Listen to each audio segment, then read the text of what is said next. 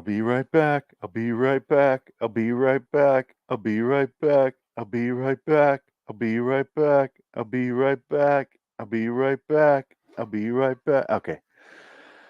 So Frank was here. He's going to leave for the Inside Number 9 review and part of the Beyond Belief review. Dick is currently urinating. I'm here. Oh, hey, Dick. I was just filling in because I went live and I was doing that. I'll be right back. I'll be right back. I heard that. It scared me. I was like, is this new? Oh, that was me live. Yeah, I figured. Go on camera. Oh, Boom, what? boom. Oh, I don't want Robert Shaw. There you go. Thank you. That show still exists in Podomatic. Go look for it. The last aired episode was 2015. Oh, I keep almost overflowing my beer. Oh my God. Look at that. Oh, man. The Twilight Zone. On this episode of The Twilight Zone. Yeah. I didn't want to move glasses. The cup. I was like, oh, I forgot to grab a glass from downstairs. Oh, those glasses I bought last time I was in Vegas and showed them off. They're still right here. Oh, for good. They never left.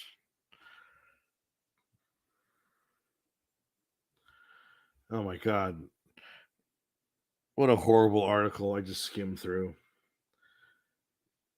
Uh-oh. You just froze. Oh, shit.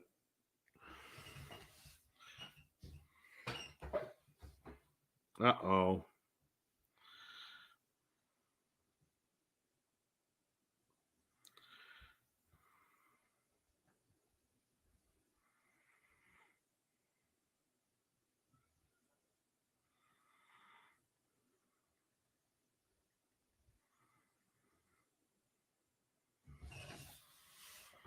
Uh-oh. Uh-oh. SpaghettiOs.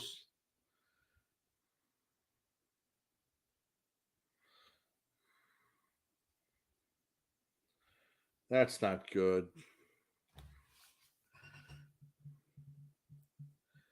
That's not good.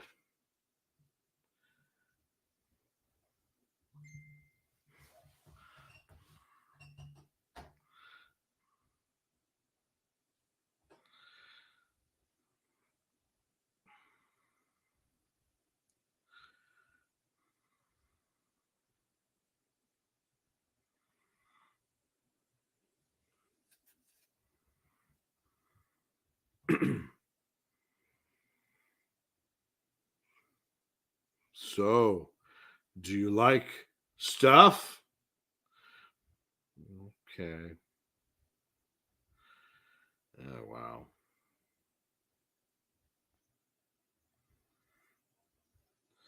Give this a moment. Maybe it'll be fixed. A course of action will be discovered. Or not.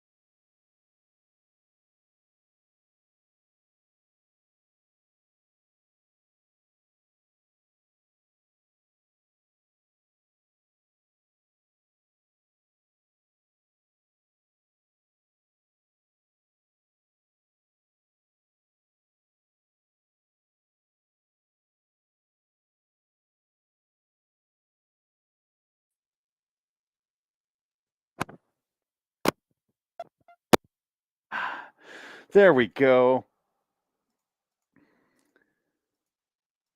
So let me describe what just happened here. Let me start recording. Of course, my audio changed. Let me fix my audio, even though nothing changed. Holy shit! I hate this thing. We're live, and I'm trying to do a show here. Here's Dick. Okay, I'm good. backstage. Hey, hold on. I want to start recording, but I have to change my audio, even though nothing changed. I'm backstage. You have no idea how fucking angry I am right now. Yeah, well, we figured this was going to happen. Hold on. Okay, recording. So I Yay. predicted this exact same thing would happen. It was literally the same minute we went live. That's what pisses me off about this thing is they had the whole fucking day. I canceled out my Cox cable and phone package. I just want the internet, get rid of everything else. They're like, yeah, we'll do that Saturday. I'm like, cool. It's in the morning. I don't care. Go ahead. They wait until the same minute we go live to do it. Anyway, welcome to LIW, or whatever the fuck it is. Anthology series review, episode 96, Inside number 9, 203, The Travel is with Gadge. I'm already pissed on Phoenix West. Take it. So, I'm backstage. you're not anymore. Now I'm front good. now. Yeah. I'm all covered in sunscreen because I Ooh. went out to the pool earlier today. Oh. I haven't been in a pool in like a year. Did you not shower? Not yet. Oh, it's going to be itchy. No, not itchy. I went to the pool, then I came home, and I was like, I had time to eat, and then I came here. Okay. What'd you eat? We went to Caramba's, and I got a Mexican pizza with green chilies. A Mexican pizza. Mexican pizza. Was that like the Taco Bell Mexican pizza once upon a time when they used to do that? No, it was better. It's this big, like a pizza. Oh, well, I figured. Yeah. Machaca beef on there, shredded beef. Yeah. So good. Not a shredded beef fan. That's the only beef I like. Really? I've never been a shredded beef guy. Yeah. I don't like regular beef, like ground beef. Well, ground beef's fine. Shredded chicken, I can't. I just don't like shredded. The texture of shredded anything bugs me. I don't know why. I'm the exact opposite. I don't like meat unless it's shredded. Well, also, you must like carnitas then. Yeah. Because that's pretty much shredded. Like carnitas I'll do because it's a different flavor and the consistency works for that flavor, especially with like refried beans and onions and cilantro and salts and all that. But like a pulled pork sandwich is my absolute favorite food. Really? Okay. Oh my god. Really? Okay. Interesting. I can see that. Pulled pork's fine. But with beef, I like ground beef has zero flavor for me. I taste nothing. Well, now, so you don't like strips of steak, like a sandwich that's like layers of strip meat? No. Oh wow, okay, interesting. You could give me the most expensive steak on the menu, and I'll be like, it was good. Yeah, I tasted it the same as a cheap steak for me. It's just my taste buds don't taste the difference. That's all it is. Okay. But chicken, I'll eat a chicken breast dry as shit or moist and be fine. I have no preference. Wow. I'm very I'm easy to please there in the chicken. Wow, yeah, chicken. That's taking a dry chicken breast is pretty terrible. Oh, I love it. Wow, that's chewy. Yeah, it's like dry and just cut your throat. Well, when I make it myself, I'll soak it in lime juice and I'll fry it in it. Okay, yeah. So it's got the seared outside and lime. That way, if it's dry, it still has the lime flavor and doesn't. Yeah. Okay.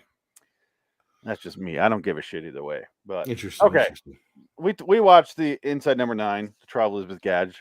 We did. Speaking of terrible food, we got terrible meat and boiled cabbage in England.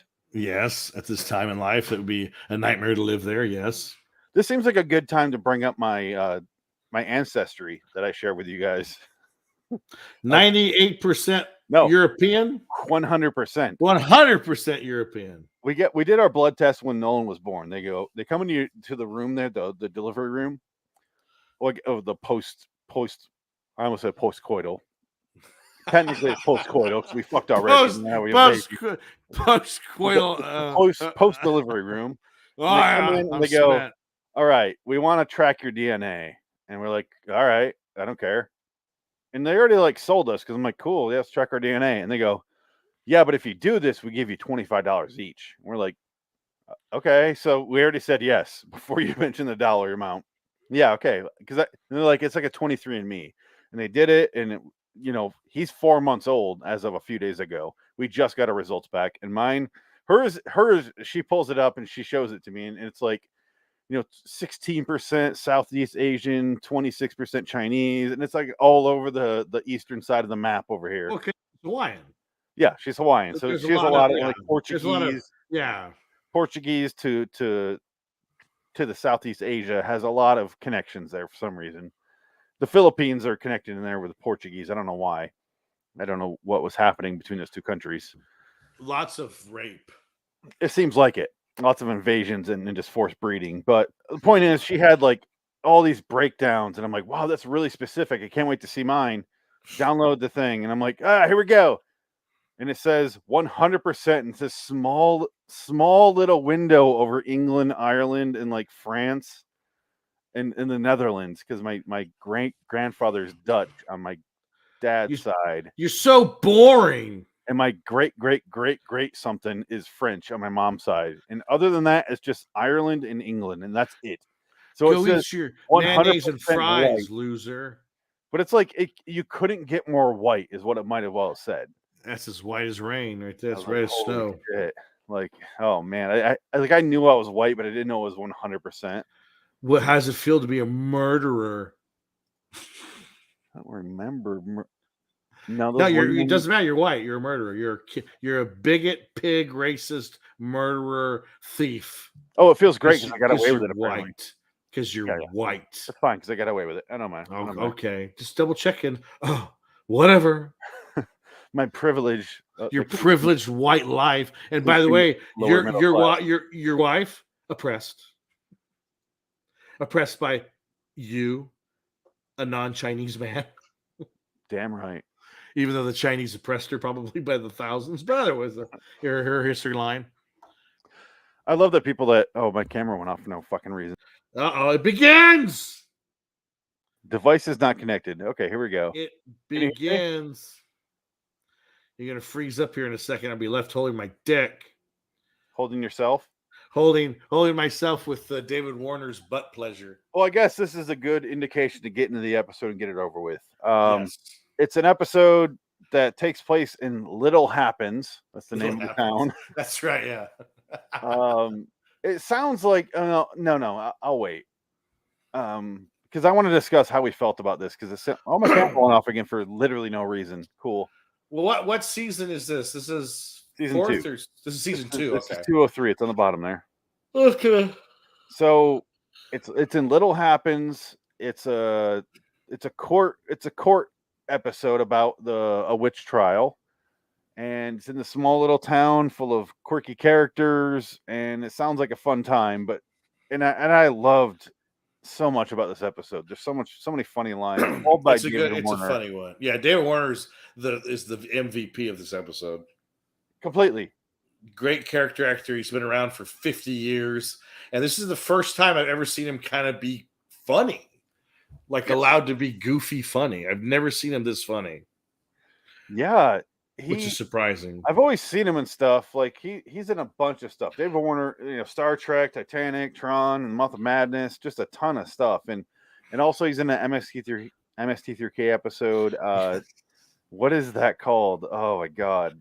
The little kid is a wizard. And he plays 2 characters in it. He plays the good guy and the bad guy. Is it Merlin's House of Wonder or Merlin's Magic Shop or something like that? No. Was it a last season episode? Oh, on Sci-Fi Channel? Hold on. Is it that? Or I think it's It's not Overdrawn at the Memory Bank. That's Raul Julia. No, definitely not that. That's not that one. It's not Calgon from Space Mutiny. Oh, he's in our episode of Perversions of Science, which we'll do here in a future episode of this show. Oh, fuck, the Exile. That's a title I haven't heard in 25 years. Exactly. It only lasted 10 episodes. Yeah. Okay. Talk about the episode so I can find this. Well, we have our main characters, the writers, Steve and Reese, and they're the guys that are going looking for witches and put them on trial. And Shearsmith is more or less the zealot, and the other one is more or less the neutral one. He's trying to save these people, trying to prove that there's good out there. And then I guess his partner has just gone so far over the top with his wanting to kill every witch he finds. I found it. He's turned off by it. What is it? Quest of the Delta Knights. Oh my God. It's that little douchey kid with the big hair, and then he plays the good guy who teaches him things, and he also plays the bad guy, David Warner. Oh wow, he's good enough. And there's like Leonardo da Vinci's in it for some fucking reason I know, and he's like Jesus. 17 years old. It's awful. Does he fuck the star because he was queer? David Warner was also in Body Bags. Yeah, he's the alien with the hair with Stacy Keach. Yes, just thought I'd mention that. Yeah, he's the one that sells the hair to Stacy Keach, and he goes, "You're a wonderful vessel for our alien breed." And Stacy Keach just kind of looks at the camera, sad, and he just accepts his fate. And you know what's sad is that just went right up. I was like, I don't care, and that's the worst segment of that movie. It's not a good one, but Stacy Keach is good in it. Yeah.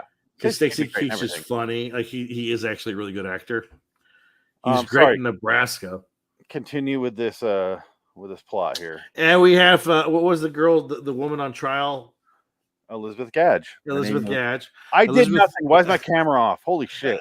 Elizabeth Gadge is being put on trial. Her daughter and her daughter's husband have claimed that she's a witch.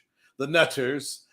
She's a witch, and her husband has just passed away, and she basically her husband was a cow salesman, and so I guess the cattle are dying on people, so they're getting pissed off. They want their money back, and so they're basically putting all their woes on this woman so they could get rid of her and basically not have to pay her and take her house away from her, because that's kind of a running joke with the Nutters. They keep talking about how much room they have after they kick mom out of the house. She's living in the attic after the husband died. Yeah. They want the house. It's lots of room up there. Yeah, it's very nice. Yeah. And I don't know. She's got the high, frail British voice. I don't know if this is right. What are we doing? It was dark. We didn't see everything. We didn't see. You were suckling on the teat of a lemur yeah. I have so many great lines written down, most of them by David Warner. Yes. There was a scene early in the beginning where, David Warner's like, oh, I love these guys are like famous for being witch prosecutors, and he's like, here, let's get a picture, and he sits down. The guy's like drawing him. Yeah. Richard Two Shoes is drawing him. He's like, honored to be drawing this. Yes. Well, the setup is David Warner is drawing in his book. His sketches are real, like realistic, and they're portrait style. And then he gives it to the fool, the idiot. And he says, well, I could get you the picture too. Let me draw all three of you. He goes, oh, yes. So David Warner gets excited. And he's sitting behind him smiling. Like a photo. Like a photo. And he's like quickly drawing it. And they bring in the witch, and he hands over the book. And it's basically stick figures. It's stick figures with big round. It's a funny heads. Yeah. It's a funny sight gag. It's funny. It's a quick throwaway sight gag bit. And here's something I learned about Inside Number 9 in the BBC. They don't fuck around. Therefore, I will be showing no future clips of this show. Really? Remember last episode we did? I showed a couple, 30 seconds when he's going to the light switch we were talking about. In the How Do You Plead episode. Yes. They shut that video down. I had to go in and trim it out. So I'm not fucking around anymore. Well, maybe they watched the show then. Thanks, BBC, for taking an effort. No, these are robots. These are the Matrix robots. These are the Sentinels. They don't fuck around. Oh. Jada Pink. Oh, sorry. Get your Sentinels out of your mouth. 95-year-old Jada Pinkett Smith in that movie. What a great idea. We're gonna get the robots together and fight Neo. I'm Mother Abigail from Stephen King's The Stand. But which one's better? Nothing. The camera went off again. Why? It's the Lord. The Lord is telling you things with your camera. I'm going to hold perfectly still. Mama Abigail. Holy shit, this is so annoying. It's the BBC. They're fucking with you. That's what they're doing. Is that what it is? You want to show shit? You want to show our television show without paying us? Fuck your show. We're going to take off your camera. Oh, by the way, did you see that wonderful Beyond Belief episode where the old people killed the homeless people? Yeah, you can show that all you want. We don't own that. I That's phone that. hilarious. We love that. Oh, okay. So at this point, I did notice that in this episode, the beards and hair are phenomenal. Yes. They look like Steve Pemberton has the hair, like the blonde, the grayish hair, and he's got the Yeah. beard, but it looks like his real beard. But and then Reese has the fake ass, like it reminds me of the uh Hugh Jackman beard Yes. in the fountain. He Yeah. has that Yeah. Yeah. beard, like the Oh, old Spanish beard. I always wonder if it's the same beard from the fountain. Yeah, The but it looks conquistador phenomenal. beard. Yeah, I will fight for you, my queen. I will find the truth. I will put you in a seed and put a tree on top of your dead body. Oh, spoiler alert! The fountain. That's what happens at the end. In the winter snow. Yep. Yep. Richard That's Weisz dies. One of my favorite movies. I haven't seen that since theater. One of my favorite movies. I need to rewatch it. It's been a I've long seen it many times, probably. Yeah, I'm sure. I love it. What I just watched the other day was Into the Night, John Landis movie. That was really good. I've seen it before. The vampire one? No, that's Innocent Blood. That's another good one. Oh, though. yeah. Innocent Blood is actually really good. What's Into the Night then? That's the one with Jeff Goldblum, Michelle Pfeiffer. It's 1984. It's right after Twilight Zone. So it's like, God, I thought he was away from movies for a while. Then no, he that was his immediate movie. He made that right away. He shot that in 1983, so it was being shot as Vic Morrow's corpse was frozen. I think Vic Morrow died in like 81. Well, it's 82, so 82. So yeah, it was years. I looked it up. It was like October 82, something like that. Yeah, unfortunately, the day and date of his demise when the helicopter decapitated him and two illegal children from the Philippines. Yeah. Yeah. Well, but Into the Night's a good movie. Yeah, Into the Night. I've never seen it. It's good. It's got an all-star cast. David Bowie's in it. David Bowie's hilarious. And like there's a scene. Yeah. Oh God. Well, half the people in this movie are R.I.P. It's the Hot Fuzz thing. God rest his soul, and everyone she brings up, she says God rest his soul after. But this episode, it's a lot of double entendre in this episode. I would say. Is there? Yeah, because there's a lot of just about dick sucking. They don't. It's a lot of. They flat out say it's not double entendre though. It's euphemisms. Well, I mean, it's the same thing. I think. Sucking your. What does she say? I can't even quote it because it was so nonsense. It's like it's very. It's basically old timey English fake words from that era. And he goes. He would often comment about you when he spilled his curd. Yeah, that's what she said, Elizabeth Gadge. But we're getting ahead of ourselves. It was pretty good. It's just that was the kind of the episode, and they had the tool because they go well. They have the initial sort of inquiry of what's going on. So they say she fornicated with a goat or whatever, and he goes, "You suck the teat, or you licked the devil's asshole." And David Warner goes, "Oh, was it the hole or the cheek or around the rim?"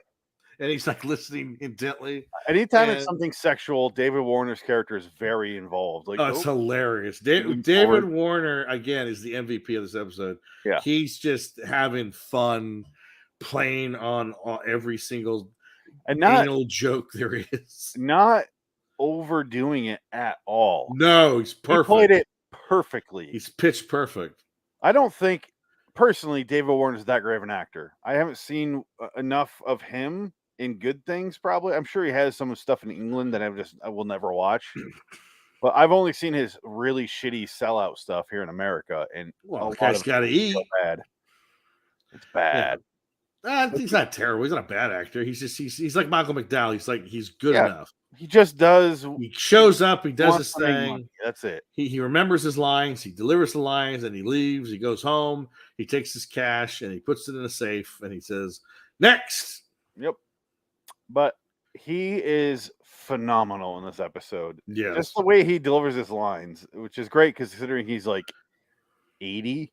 in this episode. Is he that old, or is he Born- still alive, or is he dead? I feel He's like he's alive. alive. Yeah. He was born 41, so he's 60, Wow. 70, 80, almost 80, because this is Damn. 2015.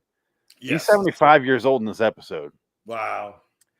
So yeah, guy fucking kills it, and I was like, Still oh my got god, Yeah. because every line he had was, I wrote down all these lines, and they're all from him. Yeah. But except for this one here, where they all bring in, they bring in it's like a courtroom thing. They bring in the accusations against Elizabeth Gadge for being a witch. They're going to kill her if she ends up confessing, or if they can prove it. The family, her daughter and her daughter's husband are the ones who are trying to kick her out of the house. They make that very clear, and they keep making up these stories, and then they break out that she was touching some sort of brown, what is it? Brown furred creature in the yard. Yes. And she initially says she has a hat, and there's no tits on a hat. Like that Yeah, whole yeah, yeah. conversation there. And everybody's laughing. No, it wasn't a hat. It was actually, I was sucking off, what's his name? Good. It wasn't Good Feet, or was it Good Feet? No, it was. Was it Good Feet? Good Shoes. Goody Two Shoes. Richard Two Shoes. Yeah, and then his wife was Goody Two Shoes. Yeah, and then they bring him in, and they're like, he's like, no, so it didn't happen, no. And they bring in his wife Goody, and he's like, I love that it cuts to a close up of the guy, Richard Two Shoes, and like, did you let this hag suck you off? And he's like, yes, but we've been married for a while. And yes. It's a wide shot, and he's like, yes, but I'm very faithful to her, so of course I'm with her. And they have a whole thing about her teeth and how it's jagged. Yeah, it's great. It's fantastic. There's a lot of good. It's a fun. Again, it's a play on words in this episode where it's all just goofiness. And my camera went off. I don't know what to do about this. Oh my god. Oh my god. Let's try to fuck with these a little bit here, I guess.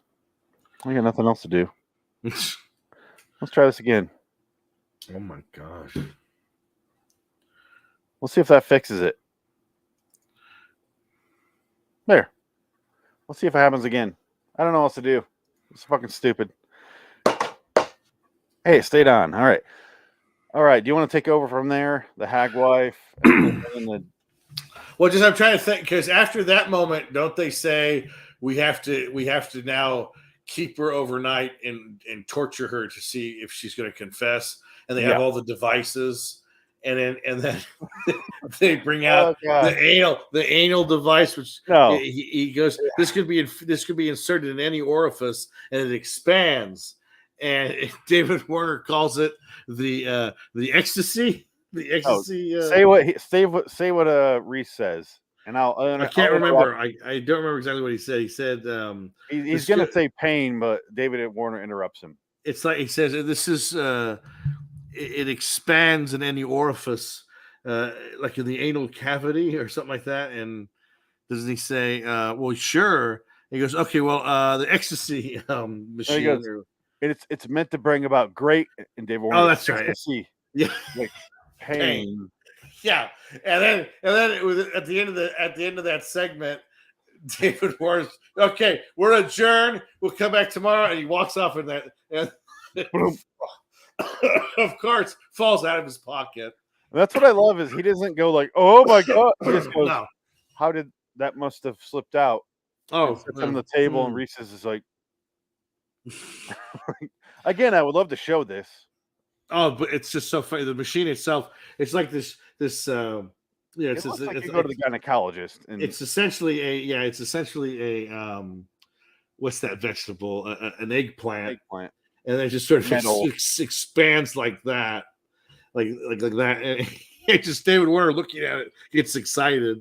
He goes, "This will bring about a full amount of ecstasy, pain, very funny, pain." Oh, perfectly timed. Everything well shot. Very good. Very funny. Perfect in that scene. It's great. It's a great joke. And again, how do we talk about this at length that we do it like a Lee Martin's Midnight Hour? Because we're just like, that was great. I feel like we're Chris Farley on SNL. Remember that time you were on? Well, it's just that was awesome. But again, because the show's so good, this one on merit of quality. I mean, put up. Let's see the list that we have of the episodes. Well, I kind of want to finish, if you don't mind. Yeah. Okay. Let's go. Continue. I have it saved, and I want to like show it when we actually do our rankings. Yeah. So okay, I'll take over. There is a part where they talk about how she has a pet, and it's a mouse, and it's white, and she named it. And he's like, "There's a great bit where Reese is like, and what is named backwards?" And everyone's like, "Demon." Demon. Everyone is like, hold on. He scratches for a long time, like. Demon. Yeah, because like, she's like, wouldn't it be D-Man? And they're like, no, it's don't worry about that. It's the demon. Yeah. And then there's a lot of great dialogue. It's another example of perfect dialogue, and the plot doesn't really matter, as far as I'm concerned. Well, plot's fine, standard.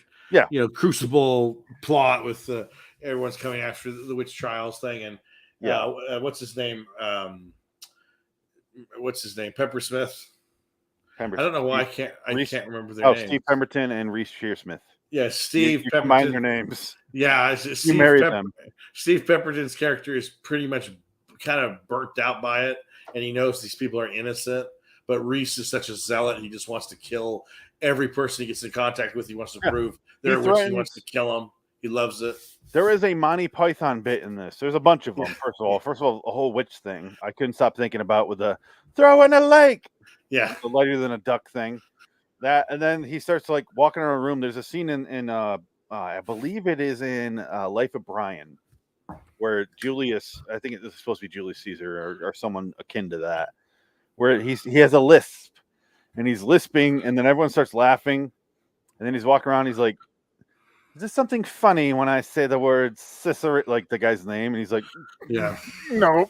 And he finally starts laughing. He kicks him out of there and gets him executed. And the same thing happens where he's like, the next person who laughs will be executed as a witch. Yeah. And you see the guys laugh, like try not to laugh. Yeah. But there's a lot of Monty Python references in this, if you ask me. And I'm sure, let me say this episode was recommended by, who was it recommended by? I have it written down. Penniless. Yeah. Twitter at Miriam W534700164. That's a long number. A lot of numbers. Please change your Twitter handle. Why don't you just call yourself Mary Miriam? Maybe that's already taken. Mary Pippin and Marion? Pippin and Mary. Yeah, I'm sure that's not taken. Fuck. Jesus Christ. Oh, man. Yeah, definitely. Dominic Monaghan definitely has that taken. I own it. It's all I have. Don't take it from me. That and Lost. Poor Billy Boyd. That's all he has. Not Penniless's boat. Oh, no. I just made a connection there to Penniless and Penny from the show Lost with Dominic Monaghan. Not Penny's boat. What does it mean? Not really much in the grand scheme of things. So doesn't matter. Cares? Esmond, go fuck yourself. You died for nothing. Yep. You heroin addicted shit. On Lost, not in real life. Yeah. But he got to be with Kate for a while. That was pretty. He lucked out there. He had a nice run there. Because they were going out for a long time. Him and Kate Sawyer. The wasp woman. The Wasp. The Wasp woman. Ant-Man and I love the Ant-Man and the Wasp, though. That was a fun movie. It was fun. Maybe better than Ant-Man. Ant-Man's fine. All the Marvel movies, they're all the same. They all run in together. I couldn't tell you the difference. There's some I like more, and there's some that are just like, eh. Yeah. And then there's Black Widow or the Eternals, where I'm like, nah. Yeah. That's how I felt about Black Panther. Everyone's like, oh, fucking amazing. And I'm like, okay. Yeah, it's fine. It was whatever. Fine. Yeah. I saw The Lion King. I get it. It has the same goofy CGI that looks terrible. Yeah. It takes you out of the movie. Oh, it's that part where the rhino chases after all the guys, and it's like that's so bad CGI. It's not even funny. It's just like this is really terrible looking. Speaking of Little Happens, let's talk about Little Happens, England. Oh, good segue. Eventually, they bring in the demon Snowflake after they stretch her overnight to make it's turned into a bottle. They stretch her to explain the ending when she's suddenly taller and nobody notices. Ah, okay. There you go. I didn't make that connection. I think he's involved with that at that point. Yes. Once that happened, I was like, noted. Okay, interesting. Yeah, I didn't even notice. Yeah, that's why when they showed the bag on the head in the background, I go, not her. Right. I was clued in. I didn't know it was gonna be the other guy, but I was like, Right. not her. Yeah. Well, again, there's always a twist. Always a twist. Yeah, Double so twist. it's always a double twist. Usually, it's always a double twist. It's always a double Always. twist, if not a triple twist. But again, That's it's fun. never That's the about point. the twist. It's about the Yeah, journey yeah. to get there. And Yeah, it's of course, they're fine. never disappointing. No. If there's a double twist in the last episode we did, How Do You Please? Yeah, And they both worked, and it was great. Yeah, it's fine. And this is the exact same thing. Yeah. But they bring in the demon snowflake. It's a little white mouse like this big, and it goes around, and it finally comes back to Elizabeth Gadge. It's like Mr. Bojangles from the Green Mile. Yeah, she's guilty of being a demon or a witch. Yeah, I love that David Warner has a thing of like, is it just demons and Satan who like having their ass kissed, or is that like a? He keeps going back to that. Yeah, his anal pleasures. I loved every time David Warner spoke. I was so happy. And look at him in this episode. He's great. Don't show it. You're gonna get in trouble. I could show that. It's a You still. can show still. It's still a in the promotional background. still. I don't know. I feel like BBC is very, very sensitive. No, that's kind of the rules of promotional stills, like it is with trailers. You can show the trailer 50 times back to back. That's their promotion. Okay. They lose the right to fight that, really. So I couldn't take the camcorder, record half of Spider-Man, put it on the internet. And I'm the bad guy. Yes. Okay, I get it. Yeah. You're the Green Goblin. I'm the pirate. Lantern. Green Goblin Lantern. What's the Seth Rogen one? Just because I record something on a horrible medium, Hornet, to have a horrible view of the presentation of the movie, I'm going to go to prison for the rest of my life. Did one single person finish Green Hornet all the way? I've seen it all the way. You're the one? I saw it in the theaters all the way. I watched it. Wow. It wasn't very good.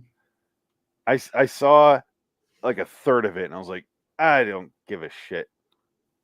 I don't ever give up on movies, but I was like, oh, I got something else to do, and I just never went back to it. Right. And that something else was probably like, I'll jerk off to Flipper or something. Or the fuck that movie came out. I don't know, but like some other thing I probably did my taxes or something. Or I was like, oh, I have to do, like, I found a reason not to finish it. It was bad. Couldn't stand it. No, I went and saw it in the theater, so it's just like I didn't walk out. It's like, I'm here. Yeah. I'll just finish it. Whatever. I don't really care. It's like there's nothing about it that was like, That's how I felt about Green Lantern. I watched it and I was like, yeah, whatever. Somebody ragging on it. It is what it is. It is what it is. I don't care. It's like I'll never watch it again. I never have. No, you don't need to. So I don't give a shit. He found his power because an alien died in a lake. Like that. Like the ship crashed at the lake shore. He has a lantern. Oh, okay, fine. Yeah. Are you talking about Green Lantern or Green Hornet? Oh, I remember nothing of Green Hornet other than I thought you said Green Hornet. No. I did earlier. Okay, yeah. I'm saying the two of them. Interchangeable. We need to finish here. They do a thing where they go, okay, the mouse went back to you, therefore you're guilty. David Warner goes, we are gonna sentence her to death out in the main lobby. Tickets are now on sale in the Green Valley. Yeah. This goes on. And then he comes back and he's got a witch hat on. And he says, look, we're selling these. Do you want one? Yeah. Oh, that was great. Yeah. And then they cuts back and then they have Gadge there on the hay, and she has a bag over her head, and the son, the daughter and the daughter's husband come in, and they're like, we just want to say our goodbyes. We already put your stuff on the pyre, so that 2 birds, 1 stone sort of thing. Yeah. And then we moved the bed up in the attic because we have the room now. So, all right. And then that's when Steve Pemberton comes into the room. He's like, all right, you guys got to go. And then I saw that person laying on the hay, and I'm like, no. Yeah.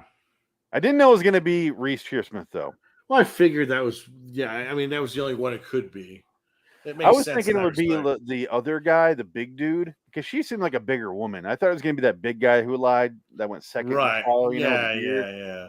because that just seemed like the comparable size, and it was like a tiny little Reese Well, it Shearsmith. just Like, makes more sense story wise. That would be yeah, yeah. but I was thinking physically it doesn't make sense. Yeah. Well, whatever. I mean, But you only have a few seconds to figure it out. But yeah. and he goes over there, he pulls it off. It's Reese Shearsmith, and he's like, "You've become far too into this. All you want to do is see people die, and you don't even care about the truth. You just want to, you become angry."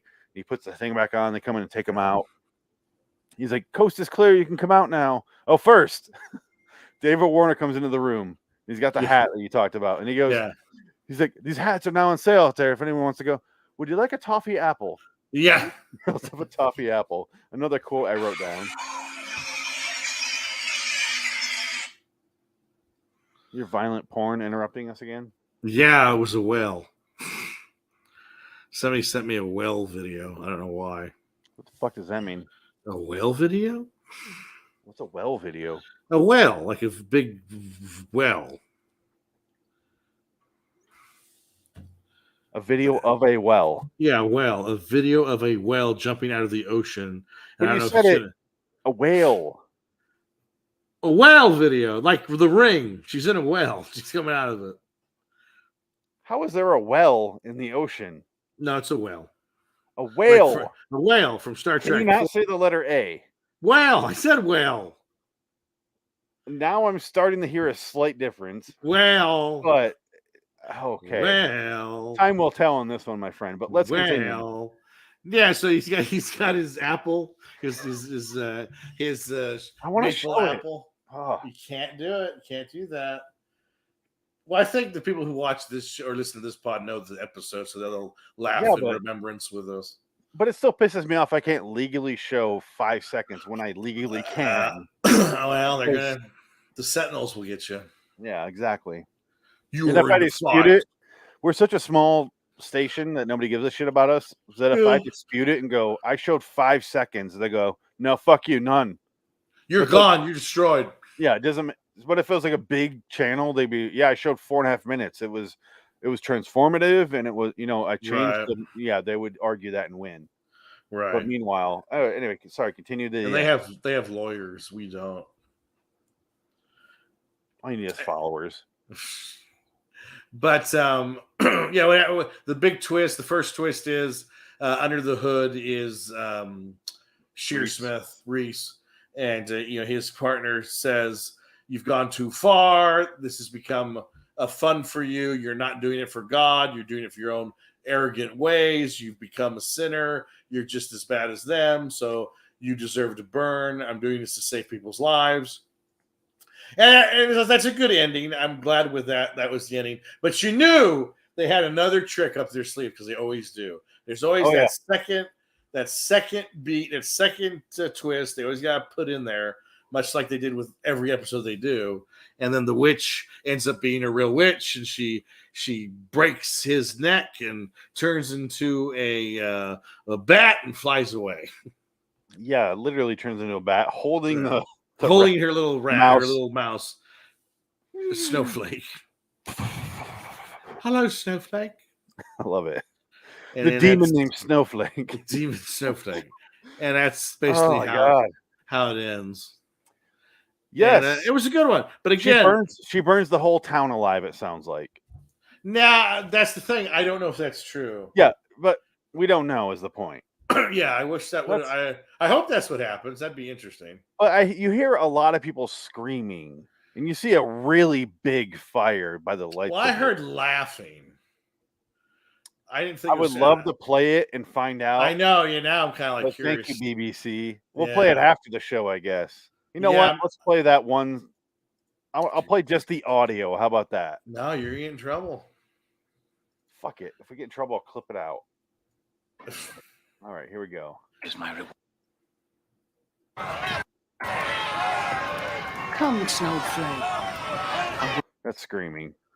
No, but she's talking, so she doesn't do anything yet. No, it's already on fire. I can see it. No, I know. They're burning her. She just leaves. She doesn't stay. She just goes away. I know. I'm saying the people outside, I think she burns the whole town down. No, but she hasn't done it yet because she hasn't gone outside yet. They're laughing. It's already happening. I'm telling you. No, because they're burning Shearsmith right now. She burned work here is done. There's to the Sabbath until I master these happy tidings.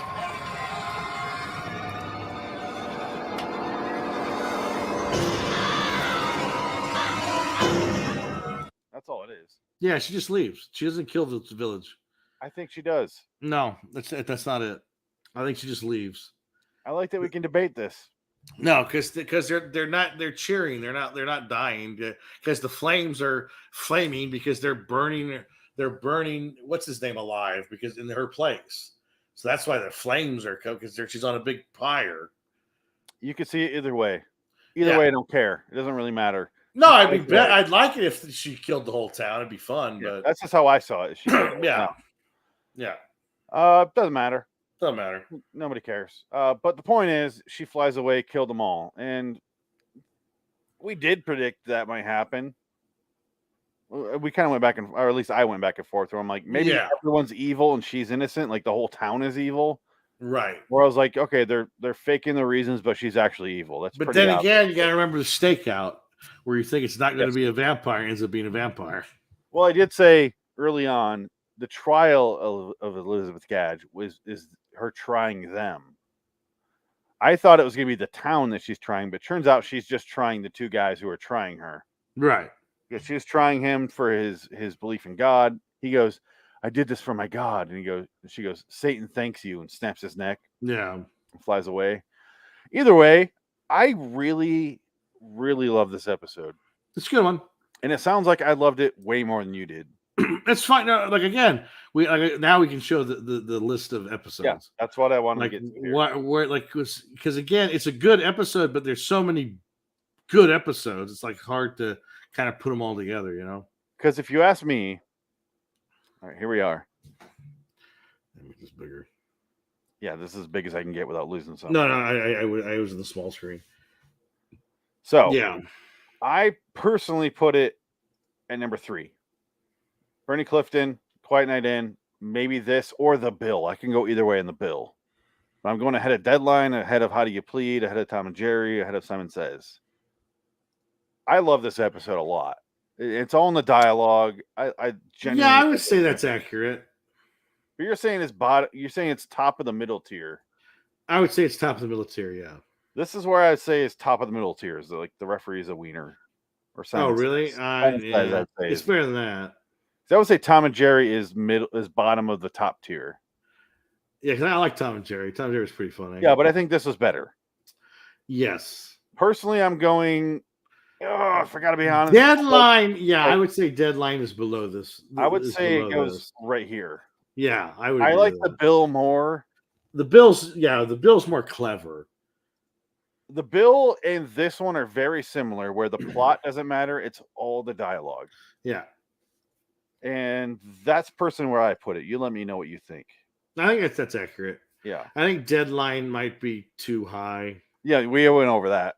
But other than that, I would say... Okay, I'll move Deadline down below How Do You Plead. How Do You Plead's pretty good. I like Deadline better than Tom and Jerry, but I could see it going the other way. Let's do this. How about this, just to make it fair for you? Make them both on the same level? No, I put it right here. Oh, okay. Yeah, that's fine. Tom and Jerry, then Deadline? Yeah. I like Deadline better than Simon Says. Now, Simon Says was... The writer one. That one's pretty good too, but yeah, I would say that's accurate. I love Deadline. Yeah, Deadline's fun. Deadline's not clever. It was clever the way they made it. Yeah. More than the dialogue itself. Yeah. Yeah. Trial of the Gadge. This is our 4th ranked episode. Yeah. I want to put it above the Bill, but I can't. I love the Bill so much. The Bill's very good. I think the Bill is better. Solid. And the Bill is just very funny. All the characters in that episode just make it worth it. And yeah. That's an episode that's built around the idea of the twist. Yeah. And it works. And this one works as well. And I really do enjoy this one. I do want to say our next episode is... Let me scroll over here. This is my actual thing, but let's go to the actual... When is our next one? The Devil of Christmas. Ooh. This is episode 100. This is what is rated as the best episode of this series. Oh, wow. Episode 301, The Devil of Christmas. We'll get to that in episode 100 of this show. The Wow. next episode we're doing in a few minutes here is Beyond Belief 106, and then we're doing One Step Beyond, The Dead Part of the House, and then Beyond Belief 211, and then we're doing The Devil of Christmas, All right. which apparently is the best episode of this entire show. We shall see.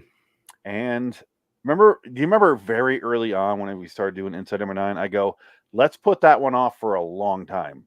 Yeah. We've done enough of these. How many? 1, 2, 3, 4, 5, 6, 7, 8, 9, 10, 11, 12, 13, 14. We've already done 14, so that'll be our 15th episode. Yeah. That's good enough. We can do it, fine. right? It gives Our you 100th episode of the show. Let's celebrate in Yeah. style. That's why I chose that one for this. Sure. Let's do it. IMDb trivia, and then we'll get out of here. Shearsmith and Pemberton's character names are a tribute to Warren Clark, who died in 2014. I don't know who that is, but cool. The character of Thomas Nutter was named after Alice Nutter, one of the women convicted of witchcraft and executed in the infamous Pendle witch trials. And that's it for trivia. This is where I look forward to our YouTube and Twitter audience to give us interesting facts, because that's it on IMDb. Apparently there's a podcast. Who told me that? What? Who? I know it was one of the people who recommends stuff. I'm just really bad at these names. I'm so sorry. Is it the same guy who does that Twilight Zone, the British guy? Does the Twilight Zone show? Okay, so it was Soul Foodie 1, person who recommends a lot of episodes. They said, okay, I want to read this whole conversation, but let's see. So it was from our last episode. I'll read this off because we never do this. This is the How Do You Plead episode. Remember we were talking about like the Merriam-Webster and all that? Yes. So it says, Soul Foodie 1 wrote, hi, just to confirm about the name Urban Webster is indeed, Urban Webster. Webster is indeed inspired by the Devil and Daniel Webster. Yes. Urban is inspired by Earth and Grandier, a 17th century French priest who allegedly signed a contract with the devil. The incident with Tangerine was inspired by something that Reese Shearsmith actually witnessed at school. Fortunately, the boy was okay. So he didn't kill the boy with a tangerine. With a tangerine. You may be interested to check out the vlog Christian Henderson, who composes all the original music for the series, did about what inspired the music for the episode here on YouTube. Oh. I did talk in detail about how much I love the music in that episode. Yeah. It's perfect. And second, your thoughts about Guillem Morales' direction of the episode. You can hear a podcast he did with Reese and Steve about the episode.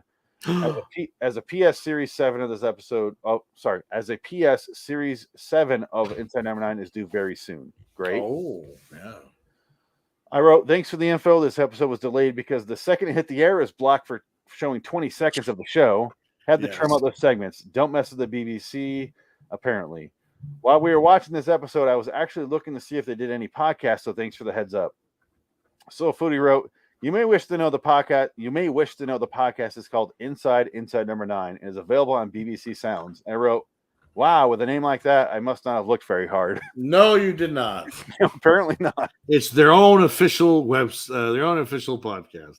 Well, Inside Number 9. I'm not good at the listener communications, but they're like, so I keep telling you there are some. It's like 5 or 6 people, and they're very into the show, and I just wanted to finally read something because the information Soul Foodie 1 provided is actually interesting. And now we know the name of that podcast. I want to find the podcast. I'll be listening Yeah, to that. those two guys actually talking about the That'd be episode. awesome. Yeah, that'd be fantastic. I'd love to hear that. I'm going to listen to it. So search for Inside Number 9. Apparently I didn't look very hard. I don't know. All right. I give this episode a 9. I would agree. Enjoyed it. I really, really loved it. David Warner alone gives it 2 stars. He was fantastic. Damn, he's great. And he is so funny. He's so good in it that I didn't give a fuck about David Warner before this. He was just some guy that I thought was a terrible, cheesy actor. And I watched this and I was like, fucking David Warner for the win. God damn, dude. When he drops that thing, his reaction is priceless. That's a 75-year-old man playing a fucking like shoving this up my ass joke. What a good sport. What? There's also a podcast called A Quiet Night Inside Number 9. Oh. Yeah. Are they British? It's a podcast about Inside Number 9 by two people who just wanted to find a podcast about Inside Number 9, but they couldn't. So they started one in the hope that it will inspire someone else to do something better. Steve and Andy discuss the shows, and you are invited to listen along episode by episode. There will be spoilers, but only about the episode in hand, and previous ones, nothing in the future. Yeah. Okay. Steve and Andy. What's the name of the show? Sorry. In a quiet night inside Quiet number Night 9. Inside Number 9. Okay. And I just added it. Go listen to them. Yeah. I haven't heard them, so I can't really shit talk them. Yeah. We never sure set out. We never set out to be an Inside Number 9 podcast. We are not that. Wow, they've done a lot. We just watched an episode reluctantly. Remember when I chose this from the wheel and you're like, fuck, I don't know, just pick an episode. And I was like, no, choose one. They have a lot more reviews than we do, too. That's great. No, that's fine. That makes sense because they're specific. The more specific you are, the better. Yeah. It makes sense. But you know what I should do is save these episodes and put it out on a feed of just Inside Number 9, make up LIW Inside Number 9 review, and just put these episodes out. Right. They have 69 episodes recorded. Because at this point, why not? We've done 15. We've done 14. We're about to do 15 here when episode 100 hits. Yeah. Fuck it. Just for people who are into it, because we're into it, and goddamn, the show is good. Every episode, for the most part, is great. And there's only one, like we said, that rubbed me the wrong way a little bit, but it was still fun. I don't regret watching it. No, I like everything they've done, but yeah, having her fuck Jesus on the porch was goddamn funny. And yeah, that was funny, and the rest was okay. And then. But that's an amazing track record when you consider. Oh, absolutely. Like one okay episode and the rest are awesome. Yes. Okay. So next episode of this podcast is going to be Beyond Belief Fact or Fiction, episode 106. We're about to do that in a minute and a half, 2 minutes on the live show, on the live stream here. liwstudios.com. Loitering Your Wonderland on YouTube. You can check out our live shows that we do. We do 2 back-to-back typically. I don't know. But, what's the episode I said is next on this? Inside Number 9? Devil of Christmas. Yes. Until next time, in the meantime, I'm Phoenix West. Take it. So long, citizens. So long, Reese. So long, Steve. So long, Elizabeth Gadge. Bat bitch. Should I tell Frank to join us or wait? I guess you can. But you gotta have that clip ready. Jesus, Frank! The problem is that's on my other. Like I have to do this. Watch the screen. You will notice. Bloop. There you go. It's under the Twilight Zone one. Oh. Bloop. Let me save this episode. This is this. The Trial of Elizabeth Gadge.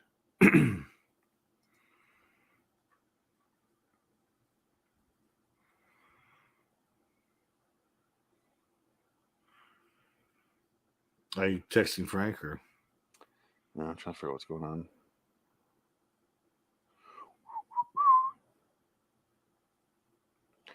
Okay, Frank.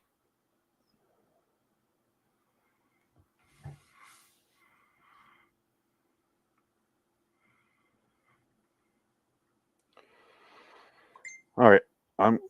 Your phone's on. Of course it is. Why wouldn't it be?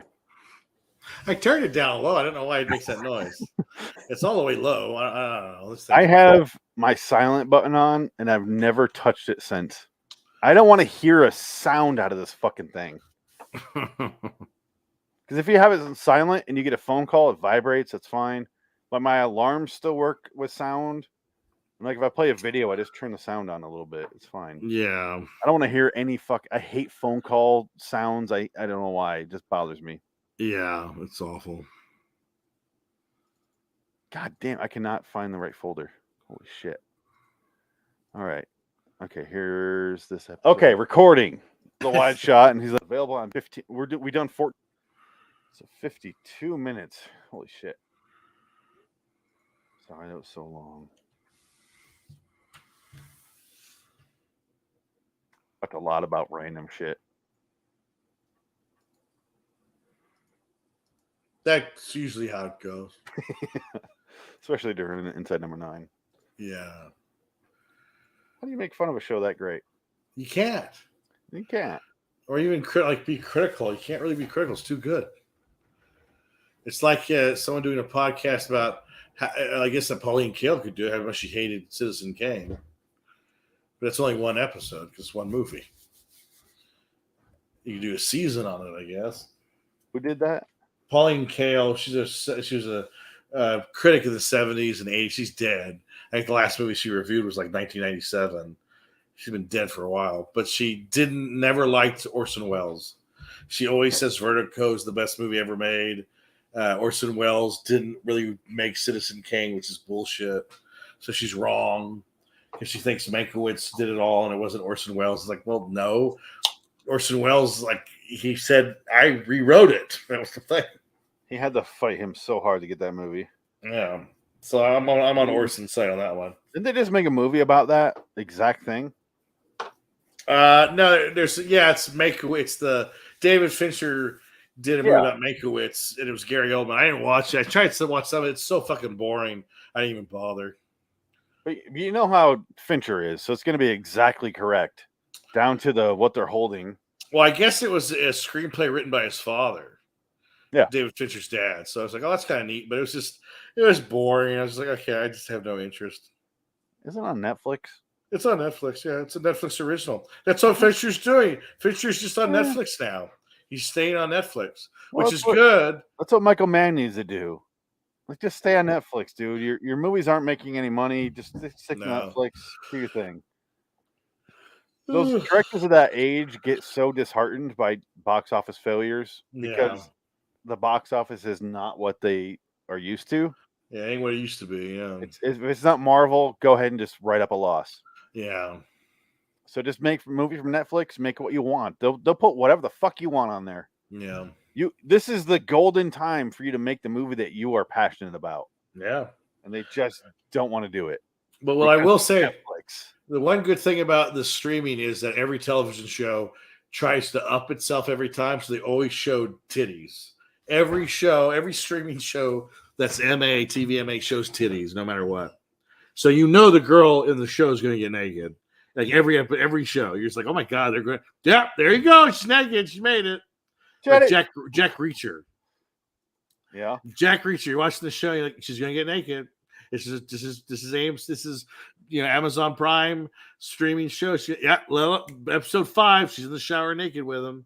Oh, and really? you see it's just like full on titty. You're like, oh, she's naked. I can't take him seriously because I watched every episode of Blue Mountain State. Is he in that? And he's Thad. He's playing a big jock, big dumb jock. He is, yeah, but he does so well on that show, and he's perfect. He's good. He's a good actor. Reacher wasn't bad. It was fine. It's a fine show. There's nothing special there's nothing amazing about it. It's fine. It's like the Jim from The Office, Amazon. Oh, the Jack Reacher Jim show. No, Jack Ryan. Or Jack Ryan. I'm sorry, Jack Ryan. The Jim Ryan show. Yeah, I have no interest in that. Harrison Ford or nobody. I can't take Ben Affleck as that character. Michael B. Jordan as that character. I just don't care. Michael B. Jordan? Michael B. Jordan was actually was Morgan Freeman's character in the other one that they did. In the Chris Pine one? I think so, maybe. The Chris Pine one was boring. That one was so boring. Shadow Recruit or whatever it was called. It was so fucking lame. It was boring. I remember not having much fun watching it and instantly forgetting it. Like that's it's one of those movies. Yeah, it's one of those movies. Well, how many? I've been rating all my IMDb movies. What number are you on with your ratings on IMDb? Because you do TV shows too, though, right? I've just been doing movies. I have a list of every movie I've ever watched, all of them rated. Yeah, because that's what that's how I rate them. What number are you on right now? Oh, of movies I've seen? Yeah, on IMDb, your rating. Let's start recording. All right. We're recording. Ask me that question again as I pull it up. Your rating. So on IMDb, every time you rate a movie, it chalks it up and it tells you basically how many movies you've watched. But the caveat is it also does it with episodes of television, which I have not done yet. I have not done episodes. I've done a few, but I have not done as many as you probably. I've been on IMDb since 1995, 6. Like That's as a long soon, time. no, it must be like as soon as I got the internet. I think I was 14, so 98. Yeah. But that's when I joined it. But I visited when I went to my aunt's house. She had the internet before I did, and I went there. But I finally started a list, so I've been keeping this going for a long fucking time. So it's every movie I've ever seen. I put it in a separate list. I don't just rate it and that goes in the list. I don't even look at that. So my list here is movies I've seen because I have no life. It is at 3,493 titles. Those are just movies. Right, yeah. Episodes of TV shows or TV shows themselves, I don't factor into that at all. Because I think every time you rate something, it counts as a number on the ratings on the rating list. Yeah, but that's why I have a separate list by itself. Yeah, I wouldn't know how to differentiate between the two. So every time I watch a movie, I pull it up and I watch it and then I rate it, add it to the list. Yeah. There's some I miss and I'm like, fuck, I did see that movie, and I add it eventually. Right. But so far it's about 3,500 movies. Right. Really has slowed down a lot lately. Well, there's nothing good. I mean, it's really bad. I don't think I can watch anything new now because it's all streaming. It's all junk. It's like, I saw Spider-Man. I'll see the next movie 3 years later. Like the last movie I saw in the theater, I think was the first Spider-Man. Ooh. I have not been to the theater since. Wow. I want to say. Wow. I just you're what's wrong. No, my life has completely fucking changed. That's why it's wrong. Yeah, I know. You're what's wrong with America. Well, I already told you how much it sucked not to see Ghostbusters and the Batman in the theater. I don't yeah. It bothered me. But did you finally see Ghostbusters? No. Oh, you haven't seen Ghostbusters yet? Nope. Afterlife? Nope. Wow, I'm shocked. I will. Wow. We're trying to buy a house. Money is can't spend I saw it on Blu-ray and I'm like, fuck, I can't. All right. Well, maybe I'll send it to you in a dick box. Man, I had to walk away from that thing and I was like, I'll probably do it. Your birthday's coming up. I'll send you a dick box. I still have one that they sent back to me from before because the address was wrong. I remember that. Sent it back. It was a while ago. Yeah, it was. I still have it on the patio. It's on the porch right here. It's on the porch. It's on the porch. It's covered. It's safe. It's nothing's wrong with it. It's got a lot of good stuff in it. So I just need to. I gotta get a bigger box for it and send it. Maybe I'm just gonna fill a fucking box and ship it. Who cares? Yeah. But just text me your address so I can get it and do it. Because I always get your address wrong. Well, this is a new address now, right? No, I've been in the same place for. Is it the same one? Yeah. Nobody cares about this that we're talking about. I do, but I'll get a hold of you. Yeah, send me your address. Beyond Belief, Fact or Fiction, 106. Welcome to LIW Anthology Series Review, episode 97. This is the best episode we've ever watched. I'm gonna turn the fan on. It's hot as fuck in here. Yeah, you do that. I keep like wiping sweat away. Because you're in a hot place. It's called Arizona. I'm so confused what's happening outside of this room right now. Well, it's the kiss of the baby because everything's 95 degrees in the house because it is the God King child. Here's how bad it is. I turn on the AC just now and it goes 88. Oh my God. That's where it's starting. And I go, no. Minus. Oh, wow. I'm pouring fucking sweat. I don't know if you can see that. But anyway. Jesus. Okay, so we watched this episode. We randomly decided to get rid of Lee Martin's Midnight Hour last week or 2 weeks ago, if you remember this. We just both said, fuck this, we're done. For a while. We'll come back to it. But we need a break. We've been watching it every single week or so. And every other episode of this show is that. So we decided, fuck it, let's replace it. So I decided there's 4 seasons of beyond belief. Let's do season 1, then season 2, then season 3, then season 4. So the next 4 episodes are or next, every other episode is going to be. Next time we do the show live, it's going to be season 2, then season 3, and then season 4. You get the idea. I was like, oh, season 1. All right, here we go. Greatest fucking episode we've ever seen. This is hands down the funniest, not intentionally funny, but funny on our level. Holy shit, I loved it. And we had to get through the first segment, which was the worst segment. The parent episode. That was bad. And I thought we were on a course here. But the second segment where we'll get to it. Oh, the second segment is the greatest segment of all time on this show. Let's plan for this. Because Frank showed up for segments 4 and 5. Let's plan on him doing the last 2, us doing the first 3. Fine. I'll let you talk about the second segment. Oh, yes. I'll be nice. Let me catch up. And I like the fact that Fox don't give 2 shits about this show, because you could show it all and not get a copyright strike. We debated talking about doing the whole thing live.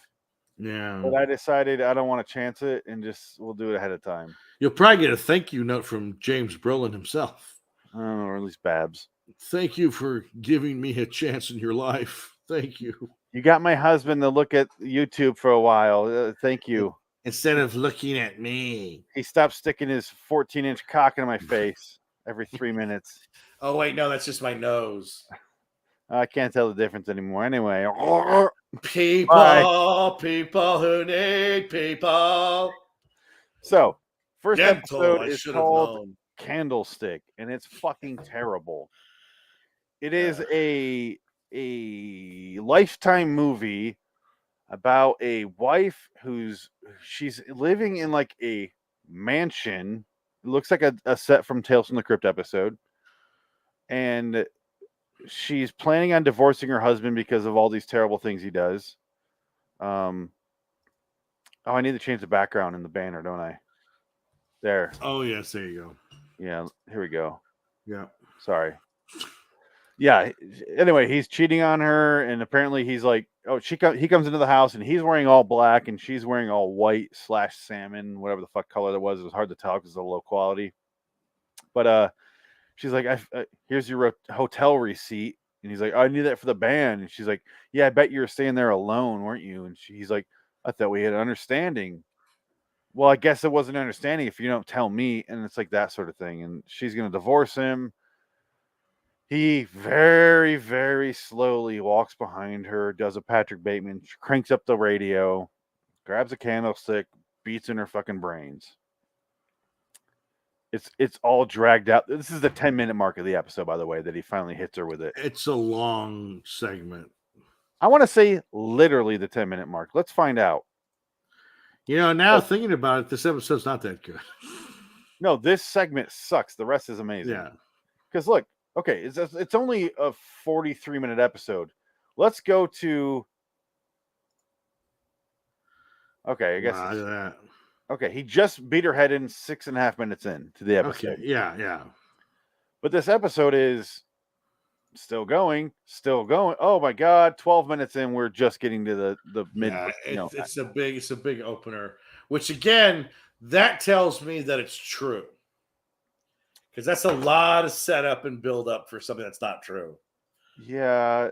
Okay, so he kills her, and 12 minutes earlier, I already said when they showed the parrot the first time, parrot's gonna rat him out, or parrot's gonna. I thought it was gonna be her killing him, so I was like, parrot's gonna rat the person out. I was wrong about who did what, but still, the parrot. I get it. Heard this. I've seen the story before. That's why I said true. Exactly. Because you've heard that this has got to be true in some history somewhere. This happened. You say that, but again, fiction. I said fact on this one. Yeah, I did. No, because remember we agreed on this one. No, you voted against me. Do I need to play back the audio? Did I? I don't remember. I will play back the audio. All right. Okay, whatever. Then it's fake. No, I want to play back the audio now. Because I could almost swear it was the reverse. It was whatever you thought I was. I we said were, fact. You say fact? Yeah. All right, here we go. I think we agreed. I think. Honey Walker and Jack Daniels. Ooh. Husband John. He did it. Title of the day is All right, here we Murder go. on Beyond Belief, Fact or With Fiction. Christopher Reeve. Oh, I might have to go opposite you just to shake it up. I'm going fact. You're gonna fact? See that? Oh, I don't know. I think you can't go against me every time because some of them. No, I'm gonna go I'm gonna go fake. I'm gonna say they Okay. lied. I'm going to That's be fine. pit. There you go. That's fine.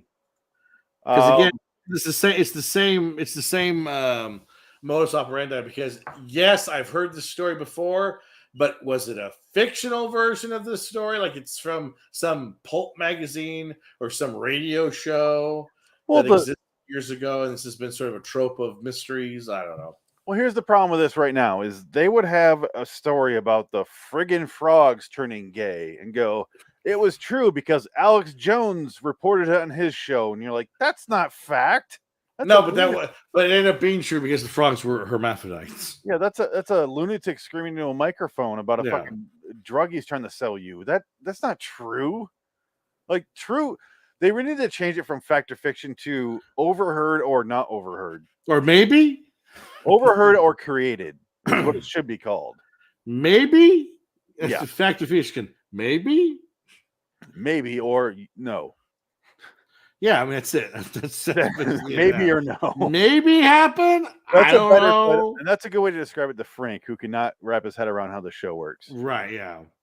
So yeah, okay, I'll Um, stand by what I said earlier because okay. because it would make sense if it was real, but it also makes sense that it would be fiction. So I'll It's just a go stupid against fucking you. story either way. And it's It is. It's the terrible. reason I voted fact. I originally wrote fiction, and then they showed the bird. I go, okay, fact, Right. Yeah. because when I see the specific details and then the rest of the story doesn't matter or it's boring, Right. Yeah. I'm noticing that. But this one was a long segment, which kind of scares me because why would you dedicate that much time to a fictional story? But then again, there have been short ones that were real too. So I don't know. It's a crapshoot. I hope I'm right, but I don't know. It's fine. The end of the show. All right. End of the Find show. out at the end of the show here if not even just candlestick is true. Candlestick. Let's find out. Come on, James.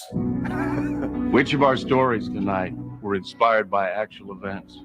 And which were figments of a writer's imagination? None of them. And he walks away. Let's find out. Fuck Our off. first story tonight was about a crime of Oh, it murder. is called Hey, by an the camp unusual- liar. Hold on. Let me change my title here. The candlestick. On IMDb, it says candlestick. That's fine. You don't have to change Doesn't anything it? for this show. Don't go too Yeah, technical. just says You candlestick. Eyewitness. might get sued. John. John, no! Wait for the bird to rat him out. John, no. John, no. Did you guess that this story is true? Well, you guessed incorrectly. Oh, Yeah. See, damn. No, okay. Now this is where the episode Son of becomes. a goddamn bitch. All right. See, that's why I was on the fence. I'm like, that could be true, but I think it'd be fake because we both have heard that the parrot would sell him out. Like it's like a joke. Yeah. That's like a joke about the right. magician. You Right know? now, you're only down 1 point. Oh yeah, this is Oh, good. actually, I said this at the beginning. I apologize. Oh, Right yeah. now, before this, 12-10. Now Yeah. it's 12-11. That was exciting. Shit's getting real. But now we're getting into the diner Frank. segment. How do you vote in this episode, Frank? Cool. All right, go ahead, Dick. Well, here's the thing. I gotta think about it. This is the single greatest segment in the history of this show, and I mean this show and this show because No, it's holy great. shit, they play like at first you think this is going to be a heartwarming story about an elderly couple that had to have a cafe. They take homeless people in and feed them because they lost their son years ago, and they feed these people. What, a hamster ran out of killer? Well, there you go. Then He's trying to say ratted, but it says rated out of killer. Rated. He raped him. The hamster raped that killer. Frank, get the fuck on here. It's Richard Gere. What the fuck are you? All All right, go ahead. Sorry. Let me get this yawn out. Okay. Takes a while. There you go. Okay. So the diner is ran by this old woman and this old man. They're a couple. They lost their son in the war, but she plays this game with herself where she thinks her child is still alive and is living with a family somewhere, but they just don't call because he's too busy. The husband goes, he goes, I was told by the army that he was dead. Right. I tell my wife that he just moved away and is living somewhere and doesn't want anything to do with us. And we're both just like, how is that better? So she snapped. If She's you're lost her mind because of her husband's life. It seems like he's doing this so he can keep her going and to kill homeless men. I think that's the point. Because otherwise, if he was dead, she would have some time to grieve and move on. But thinking he's alive and doesn't want anything to do with him, you're never going to move on. That's your life. And then we were jokingly saying, wouldn't that be funny if they're killing these homeless people for sport and they're just doing it because they're crazy? And this is some kind of feel-good heart episode. No. They were killing the homeless people because they were insane, which is amazing. They thought they were helping these homeless men by poisoning them with their food from the diner. It is amazing. Amazing. It is so funny. Part of the reason it was so amazing is because we were fucking around for a while during this episode. Oh, by the way, we do live commentaries of this. Go check out lawstudios.com. Check out LAW Plus. It's one of the live commentaries one. You can listen to it with us in real time. And we were just like fucking around, just like, wouldn't it be funny if they were killing these people? And like, you were like, holy shit, they are. Because it cuts to OJ Simpson. He's pulling the body out. He's like, he was about ready to die anyway. OJ Simpson's the cop that's on the beat every time they kill a homeless person. He's there. They never get about this. The second best part of the episode. But again, here's the other little trivia though. The old man is played by Uncle Dave from Beverly Hills Cop 3. Uncle Dave. Uncle Dave. Phoenix figured out. I was like, oh, he's right. It is Uncle Dave. So excited. I've seen Beverly Hills Cop 3. Let's wait for Frank because I think he's on board with me. That's my favorite Beverly Hills Cop movie. Wow. Hold on. Yeah, hold on. Frank. Uncle Dave. What is the best Beverly Hills Cop movie? The third one. Right? Wow, that's interesting. It genuinely is. I like it. It's a fun movie. I don't hate it. What's the best Die Hard movie? Third one. What's the best Indiana Jones movie? I don't like any of them. Third one. Cool. How can you not like Indiana Jones? What is not the best Back to the Future movie? Third one. It's not the best. That's what the second Back to the Future one. Yeah. The second one's far superior to the Aliens. The worst Alien. Alien 3? Alien Resurrection? I would say Alien Resurrection is worse than 3. I love Resurrection. Resurrection was great. No, terrible. No, you just can't take it serious, and it was awesome. No, that's fine, but it's great. It's great. I mean, it's so, thank you very much. It's so ridiculous. He just likes how the hell are you? What's his fucking name? Climbing the ladder. And a great ass. God damn. Ron Perlman, you're right. Ron Perlman's ass is to die for. Ass is amazing. Fuck yeah. Was it Winona Ryder's ass? There are so many great one-liners in that. The best podcast I ever did was with Pez when we did that Alien Resurrection. Remember that great basketball scene they did? Fuck yeah, that was awesome. I saw that movie one time and I was like, this is fucking garbage. Remember he ricocheted a bullet off of the pipe and it got the guy right in the head? Yeah. Remember that scene? Swam underwater for 14 and a half minutes? I know, yeah. Pez and I timed it. It was 7 minutes. Remember that scene where Brad Dourif gives her a fork and she says fuck? Funny stuff. Remember when she fucks the alien queen? She doesn't know what a fork is, but then she proceeds to tell them how they'll die. Yeah, exactly. She's like, she learns quick. I could save you guys, but I'd rather lay here and fuck this alien queen. I don't understand what Sigourney Weaver was thinking and saying yes to that movie. I don't care. movie Like, was she's got great. enough money already. She's The fine. movie was great. I'm sorry. Alien 3 should have been it. Like, that should have been the end of it. That movie, Alien 3 didn't pay out that well. Alien 4 is what really gave her money. I guess. That movie had a far bigger amazing. budget. It was amazing. But those pictures, hey, Sigourney Weaver in the 80s, if you see some of her pictures or her glam time, she's pretty sexy. She's not a bad looking woman. No, not ugly, but she's got that weird, sexy, hot. You're just like, oh my God, I didn't think she had that in her. She's got that Mick Jagger mouth. I don't care. No, I think Gina Davis has the Mick Jagger mouth. Gina Davis does have a Mick Jagger. And I would still fuck Gina Davis to this day. Just for Transylvania 65000. Sigourney Weaver has no lips. She has Beetlejuice. Yeah, she has no lips, man. I gave her the Long Kiss Goodbye. Long Kiss Goodnight. There you go. That's a great movie too. That's another great. Long Kiss Goodnight with Brian Cox and pulls out the gun. Yeah, fantastic. Yeah, that's a good saying. He knows how to man peas. Don't fuck me, little Cole. I'm not the one with whom to fuck. So bear with us, Frank. We're going to talk about 2 more episodes before you started watching. We're talking about The Diner, the greatest episode ever of this show. Frank, so I hate to repeat ourselves, but Dick, please just do a recap for Frank, just so he understands. So the episode opens with this narration from Uncle Dave. And he said, my wife and I lost our son in Vietnam or whatever, and the Army sent us a letter. And I just told her that he survived the war, but he left us and lives out of state and wants nothing to do with us. So she was fine with that, and she's moved on with her life. They own a diner. And the old Uncle Dave, every weekend, I guess, brings in a homeless guy off the street, a young homeless man, and they feed him food that ends up being poison. And we were making fun of this. We thought this was going to be a sweet episode. Yeah. Like they're helping people. And I as a joke was like, I hope they're killing them. This would be funny. And then lo and behold, he's on a stretcher. He's fucking dead. They're murdering the homeless people.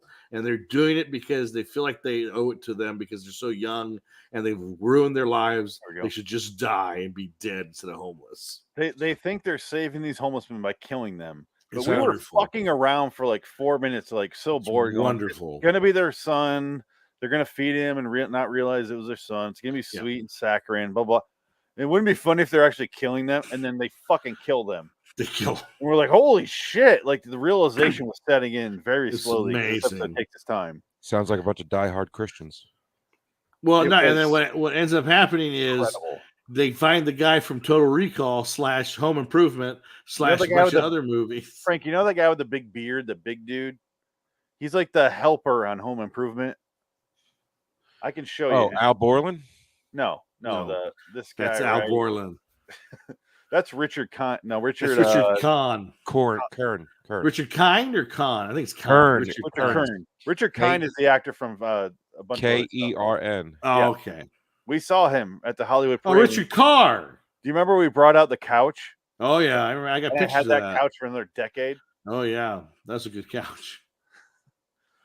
Frank, we went to the Hollywood Parade once and we brought a couch out from the apartment and dragged it to Hollywood Boulevard and sat on the couch and watched the parade.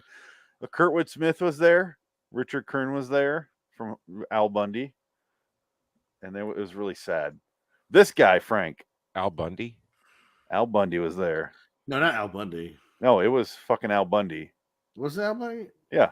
This guy is the guy from Home Improvement that we're talking about. Oh, yeah. Okay, I remember him. He's in Total Recall. He's the one that says he's in a lot of stuff. He's in a lot of he shows. I think he's dead. He might be dead, actually. He seems like a guy. He seems like an Adam Sandler actor. Yeah, I think he's dead. He was in It's Always Sunny in the first season. Yeah, he's in a lot of stuff. In what episode? He was the gun. He was the guy selling guns.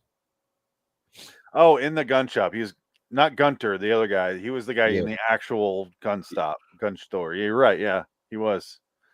The other guy was the guy from. Well, I finally got Hulu, so I'm on an Always Sunny binge right now. I've seen that series like 12 times through. I just like stop and then I start over. Yeah, right now I'm on season 10 where Dennis and Mac live together in the suburbs. That's one of the best episodes. It's the Shining reference. Tick, tick. He throws the Mac's famous mac and cheese. He gets naked in the front yard and just screams. Yeah. It is a beer today. Ah. All right. I love that he's like, Because what's I that? fucking hate you. Yeah. He's like, I buried the dog because it died. Huh. You're eating them. Just walks inside. All right. Oh, So let's continue with this. Ends up being that the second victim they have there. Let me mute it so I can catch up to real time here. I mean, I think D is my favorite on the episode. Like the shit that the shit that they do to her and how she reacts, man. It's just He's the reason I started watching the show because I'm like, oh, they have an actual funny woman. yeah, They're it's not so just rare. hiring someone because she's a woman. One of the funniest things I think I've ever seen was when Dennis and Charlie stole her car and drove it into a wall. No, that was Mac and Charlie. Yeah, that's what I meant. I'm and sorry. Mac's wearing a wedding dress. Yeah, because they're huffing poppers. Yeah. All right, so Dick, if you haven't seen It's Always Sunny, just watch it. You'll love it. Well, I've seen a number of episodes, but I'd never really keep Just it watch it watching. from the beginning. You'll love it. Yeah, no, it's a good show. I remember a lot of it. I mean, It's right in line with their humor of arguing with each other. I mean, I like how they're always referencing shit from previous shit. Like it's a constant. You know, like some shows they have no continuity between two episodes or whatever. Yeah. And yeah, I like how the reference like 4 seasons ago. You know, if you ever get bored, look at the behind the scenes because they only do like 10 episodes a year now. They shoot those in like a month.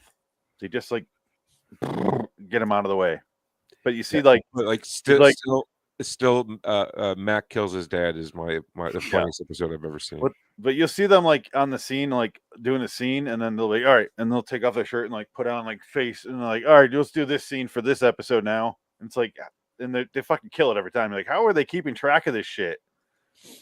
Yeah, that's because they all write it together.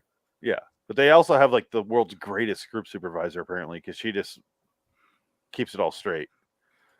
Like that would be. I don't know how it's just because I mean, it's so chaotic that the shit that you get, and it's all and it never breaks camera. It's always like when the health inspector came, you know, there wasn't a cut for fucking 7 minutes. Well, that's because there's cuts. Yeah, I know, but you could tell it was. But they did that in response to the movie Birdman. Which is the camera moving through the thing, so they did it in that exact style. Yeah, they go past a pillar and they have a cut, but you can't really see it unless you're paying attention. Well, they did a really good job. Yeah, it's fucking awesome. Yeah.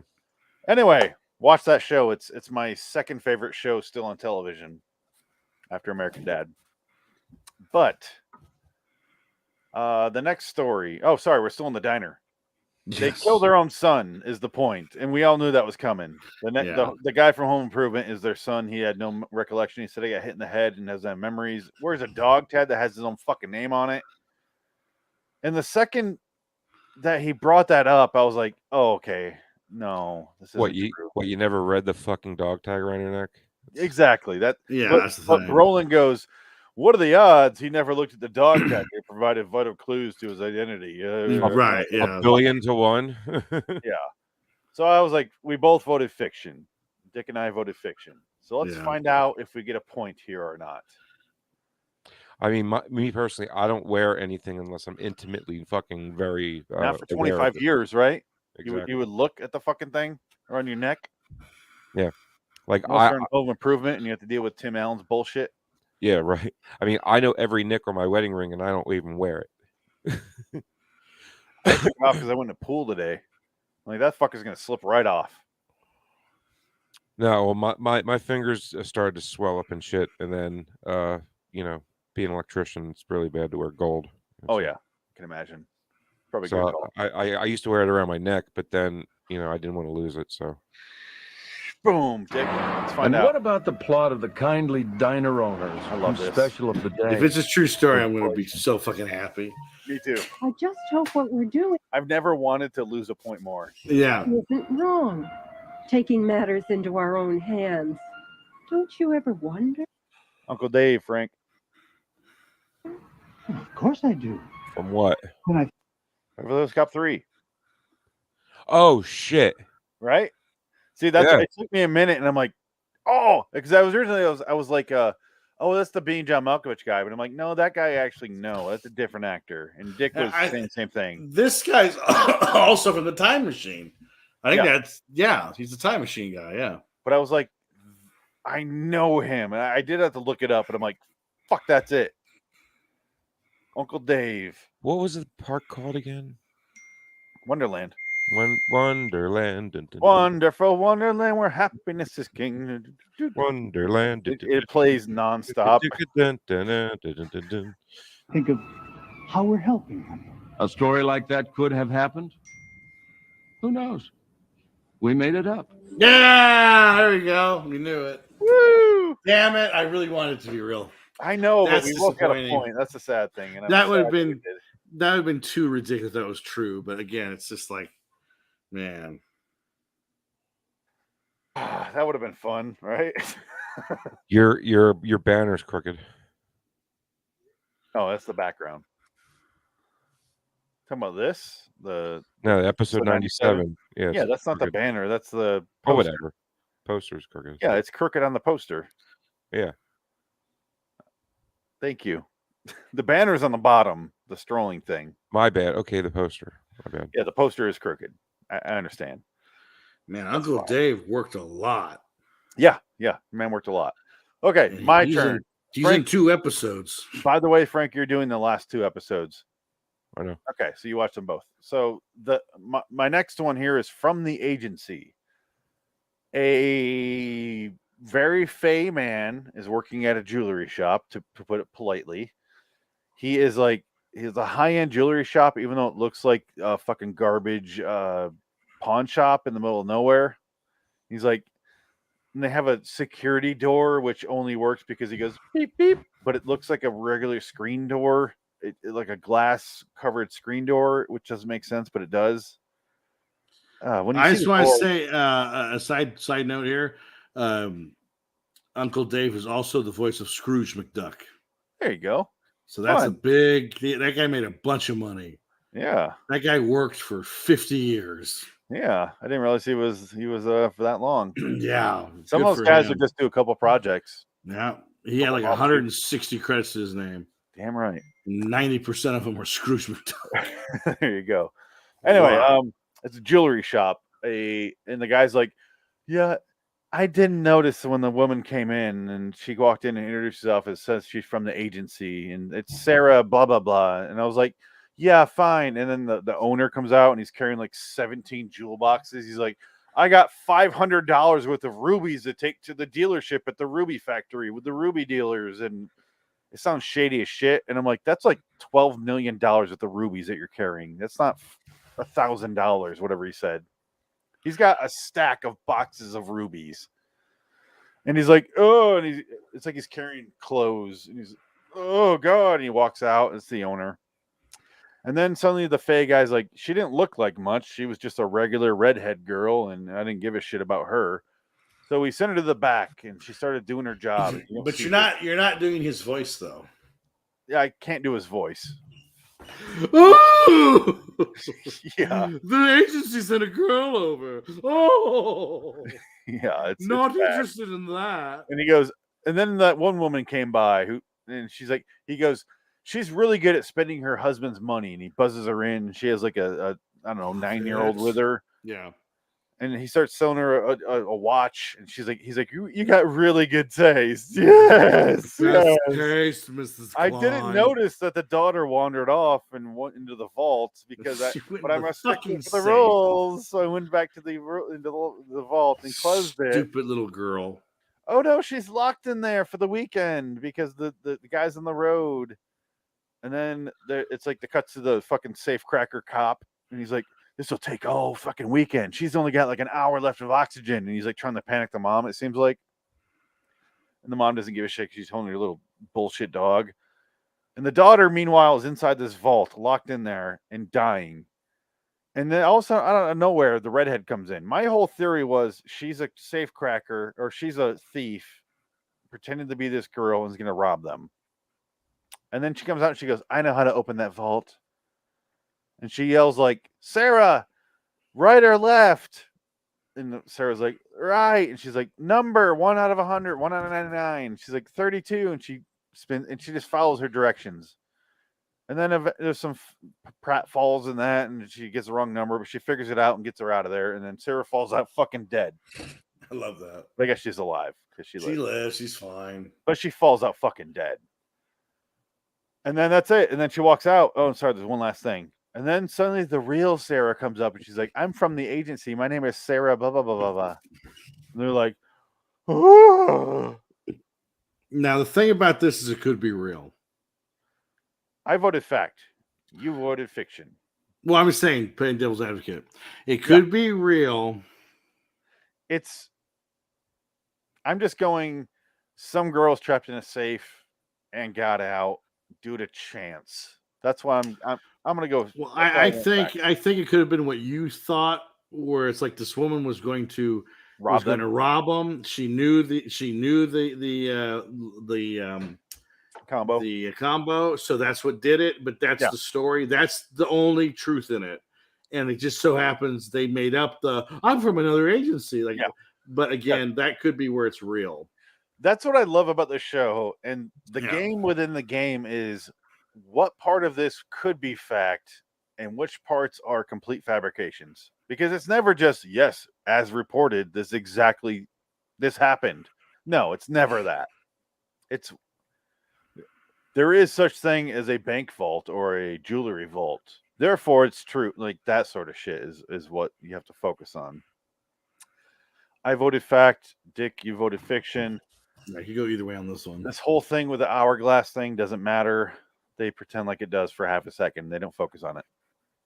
Let's find out. And then there was the story of the little girl, the locked vault, and the unforgettable way she was rescued. Ooh! Please, do something. Someone. I can open it. There's no way a story like this could have ever happened, right? Wrong. We took our inspiration from actual events. Ha ha!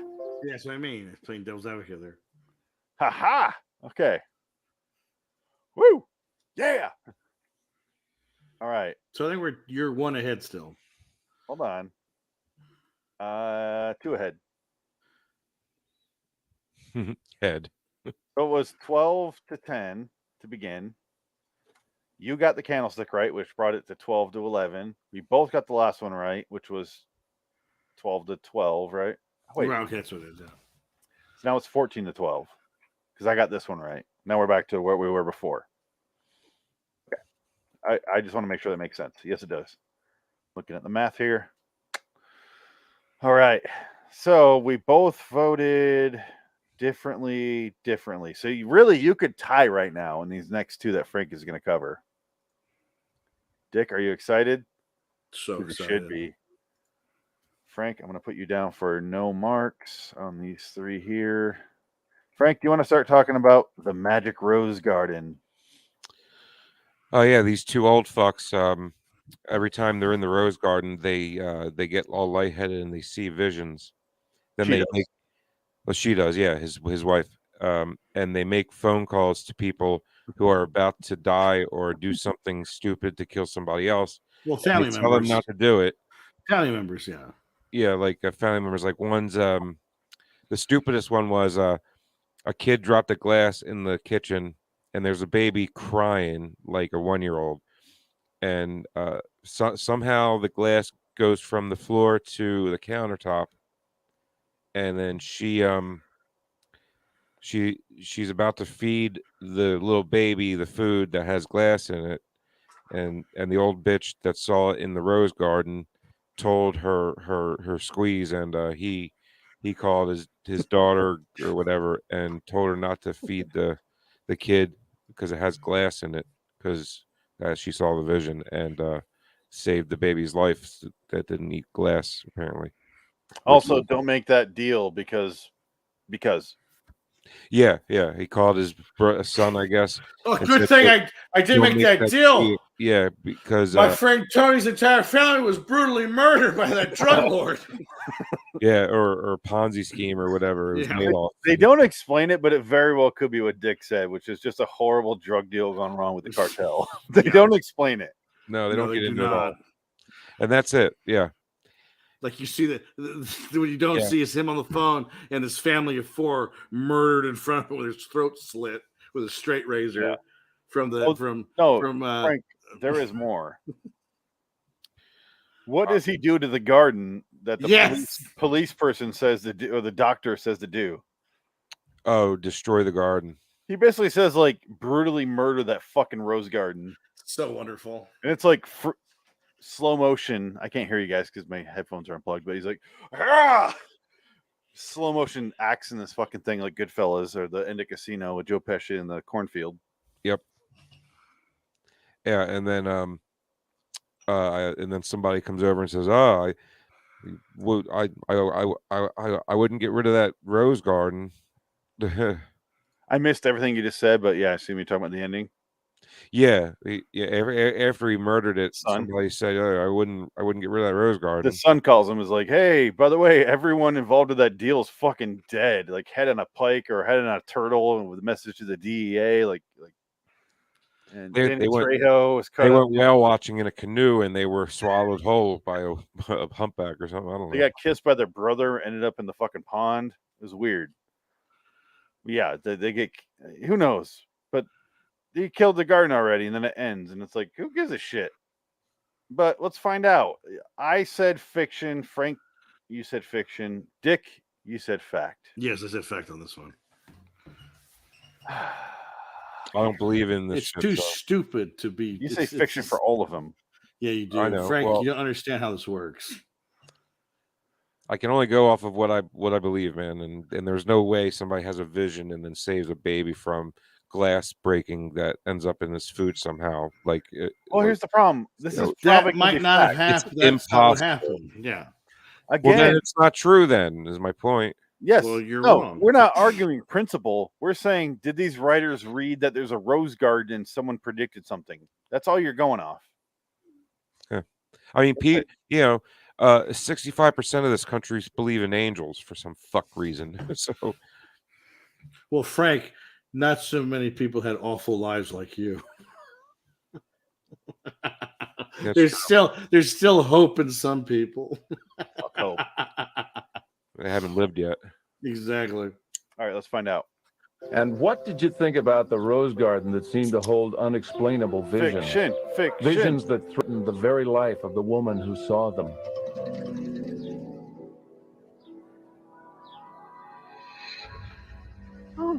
Please show him destroy the garden. Please show him go crazy. I got the downstairs moisties.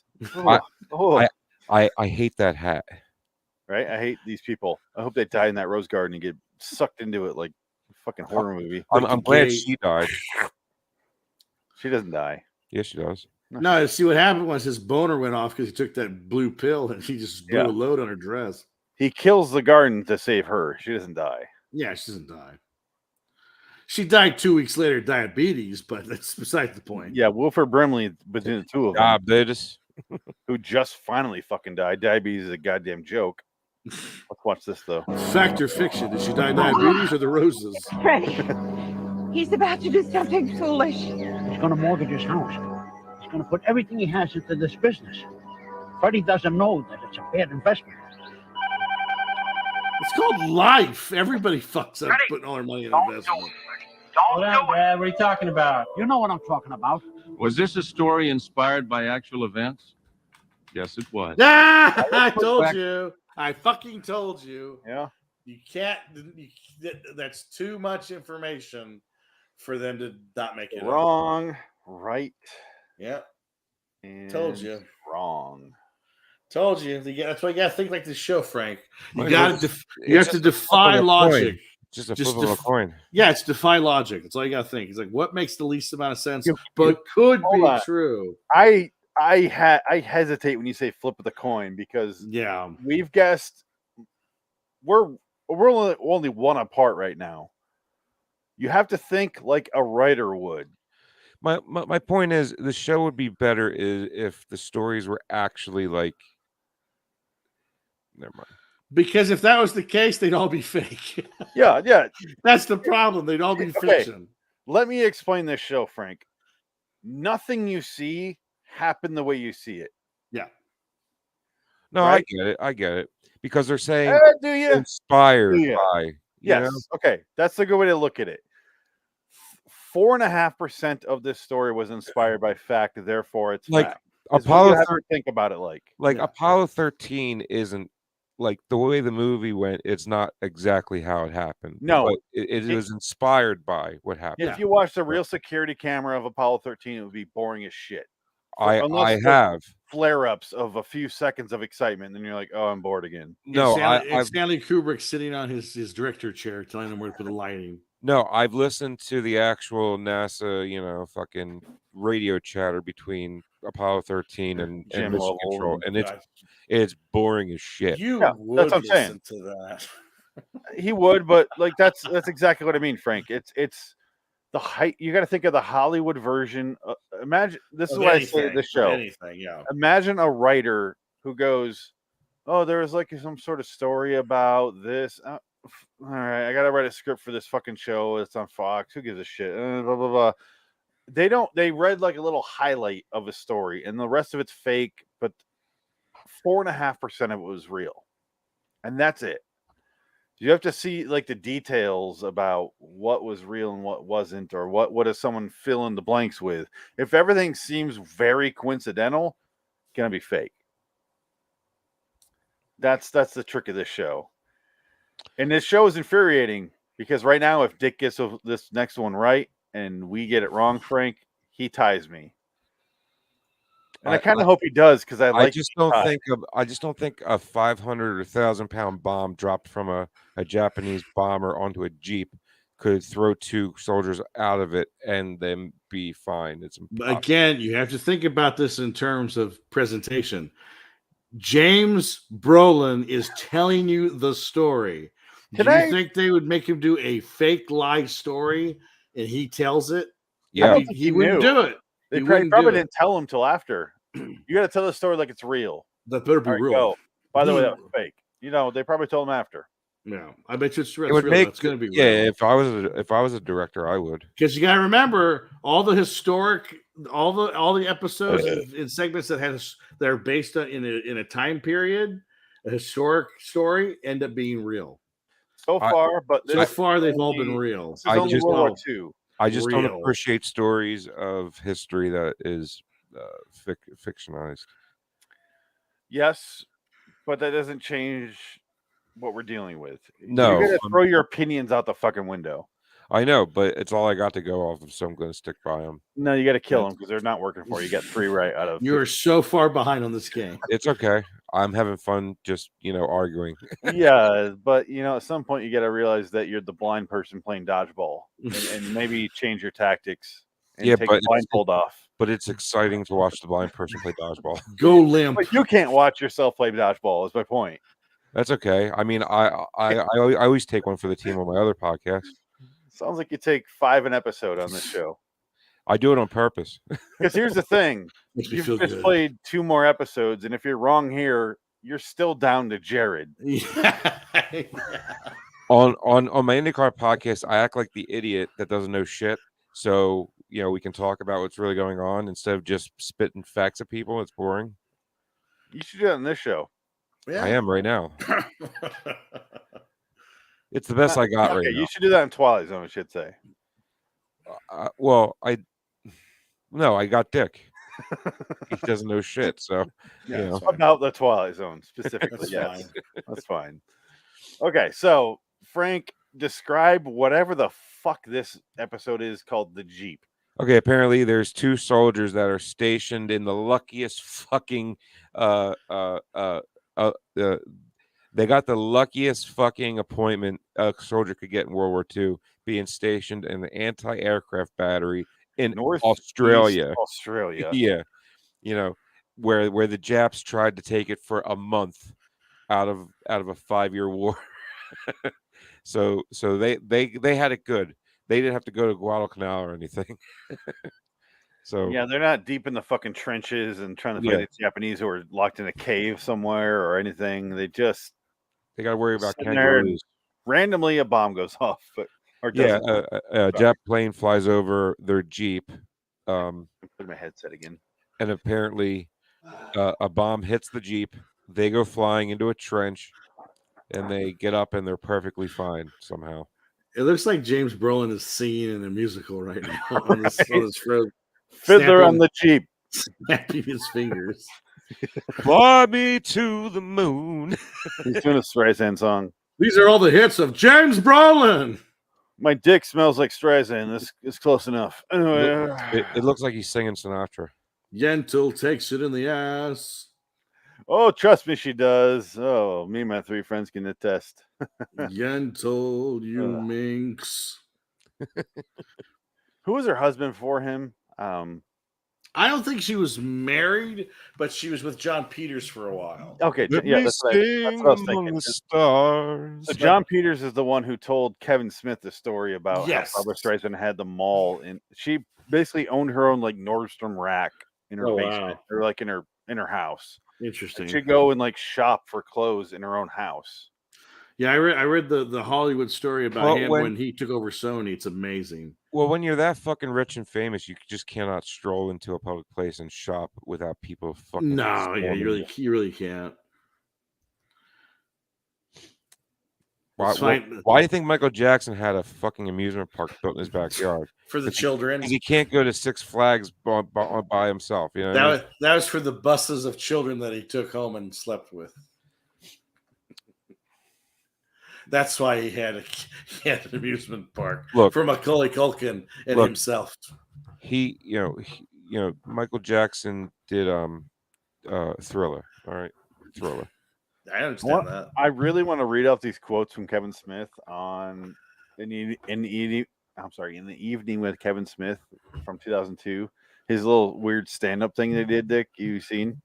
Oh yeah, I saw the first one. He did like 5 of them though. He's done We like watched more those than together. one. Yeah, and they're hilarious, Frank. They're funny. Watch them. The Yeah. first one is hilarious. The second one, Yeah. But the first one is when he does that John Peters story about Barbra Streisand. He also talks about like Superman and stuff. He mostly talks about Superman. I don't think he talks about Barbra Streisand in that one. Or maybe he does later, but I think he does when he later. talks But about, he like, does talk about Superman. Yeah, flying around in the spandex is too faggy. yeah, too what John faggy. Peters told him. But there's a whole quote here I want to read, but I won't. It's just weird. No, he goes, I don't want to see him fly. Yeah. I don't want to see him in the suit. And I don't want to see him. I don't want to see him change into that outfit. I don't want to see it. It's horse shit. It's chicken shit. I don't like Too it. faggy. I don't see him in a suit. It's too faggy. They just said it's too faggy. Like, so you want to see? He's like, I want to see him fight a Superman. spider. Yeah.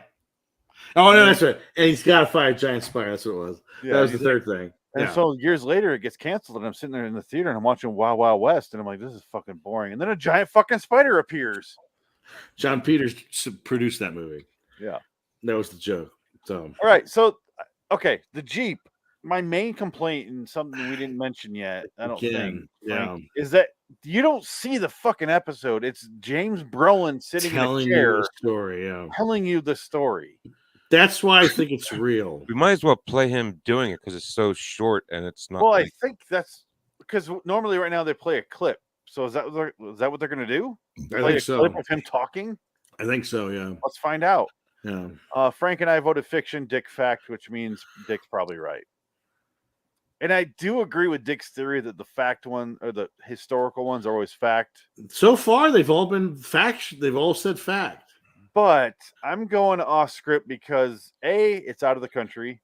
B, it's World War II, not the 1800s. Right. Well, again, yeah, you might be right.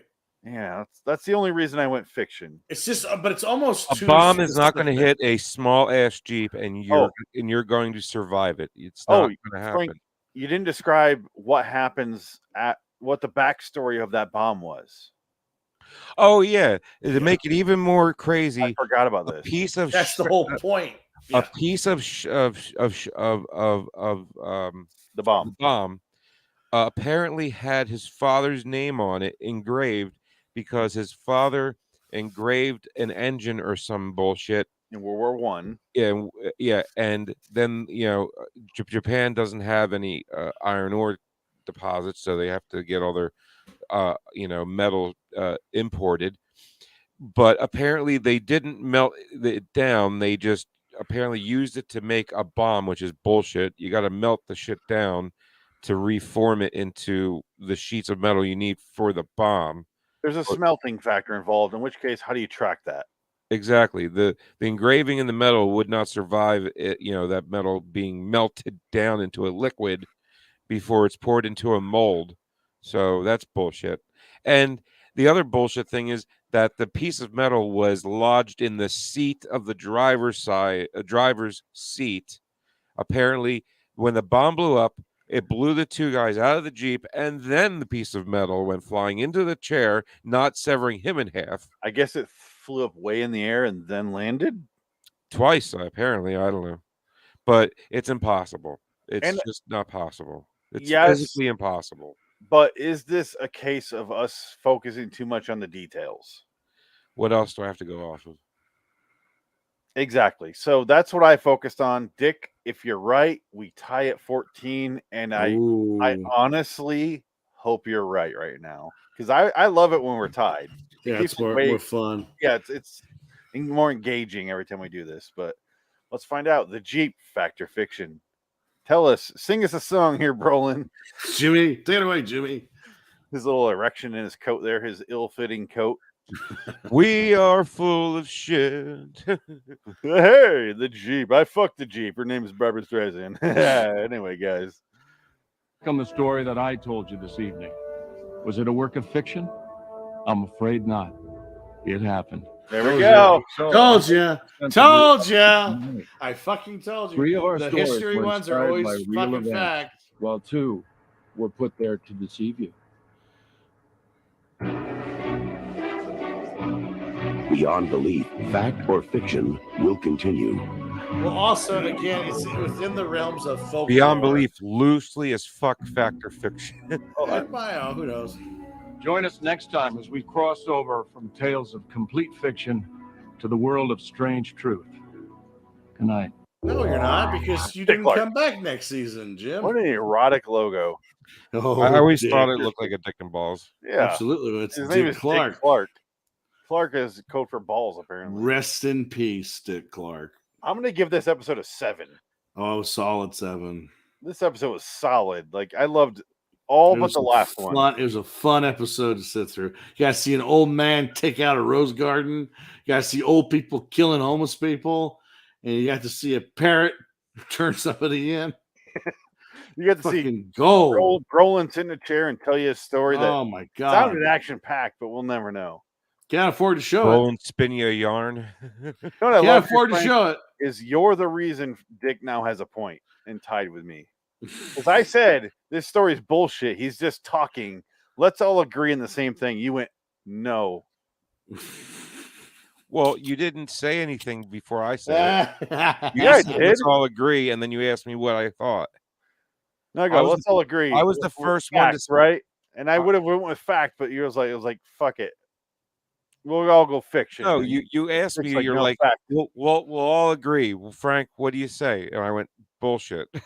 Yeah, but we all said, both Dick and I went fact, and then I was like, and then I changed my mind. And I'm not blaming you on that. Me changing my mind. I'm just saying, we all gone fact, we'd all have the same score there, and I'd still be ahead of point. But now we're tied, Dick. Yeah, but that was before you both went through 5 credible points that you could have had, so it doesn't really, you know what I mean? Yeah. It turns out it was real, so you're wrong. Yeah, well, it didn't become a tiebreaker until the last story there, so you can't blame me. I can. No. Here I am. How is your excuse? It didn't become a tiebreaker until the very end when that's what I'm arguing. You can't argue that your argument because it's his I argument. didn't pick it against you guys because I knew it would be a tiebreaker by then is my point. Yeah. Do you know, I just realized Brolin only hosted the 6 episodes. The first season. I'm So shocked. I thought apparently- he did more. I could have sworn he done more. Well, you remember I said me and my mom watched a show, and we were both like James Brolin. We were like obsessed with like, what the fuck is this show? We were both so curious, and it felt like it lasted forever. He only did 6 episodes, and then he's out of there. Frakes takes over at episode 201. Yeah, that's it. And it felt like it lasted years in my mind as a kid. Oh, as a teenager when this came out. Well, did it come back? Did it have a renaissance where it came back for like a second attempt, like a reboot series season? There's a German version of this show. I remember doing hosted by James Brolin. No, I did this research when it came out. When we started doing this show, I was like, because Beyond Belief was on my early list of shows I got to get, Yeah. And then I was like, there's some German version of this show. Ich bin ein Fact. Here we go. Beyond Dafür, ich bin ein Fact. German. Yeah. I want to play the Mac kills his dad for Dick. Oh no, I think you showed it to me already. It's called X Factor. Who, Das- me? I think so. I think you showed it to me not too long ago. No, I Because didn't. we talked about that before. I haven't showed you it. It's Always Sunny in Philadelphia. I'm pretty sure you did. No. I think we talked about it. I maybe didn't show it to me. Probably, yeah. We have. Here's talked the about show. It's called X Factor. Das Unfahrbar. Oh my god. Das Germany- Unfassbare. Where Beyond Belief Factor is known as this show. The show is very popular because of the popularity. The German dub of season 3 and 4 aired prior to the premiere in the United States. In German, season 4 into a new opening sequence. Blah blah blah. There's like a different follow-up show with that, and they did like a separate series way after the show got canceled. Yeah. Germany was obsessed with this show for some reason. Wow. Yeah, if you search European shows, there's a lot of shows that are copies of American shows. They're just named differently. Well, vice versa too. Sure. Because Couples, I think, is Friends, and then they tried to do Couples in America as Couples, and it didn't work.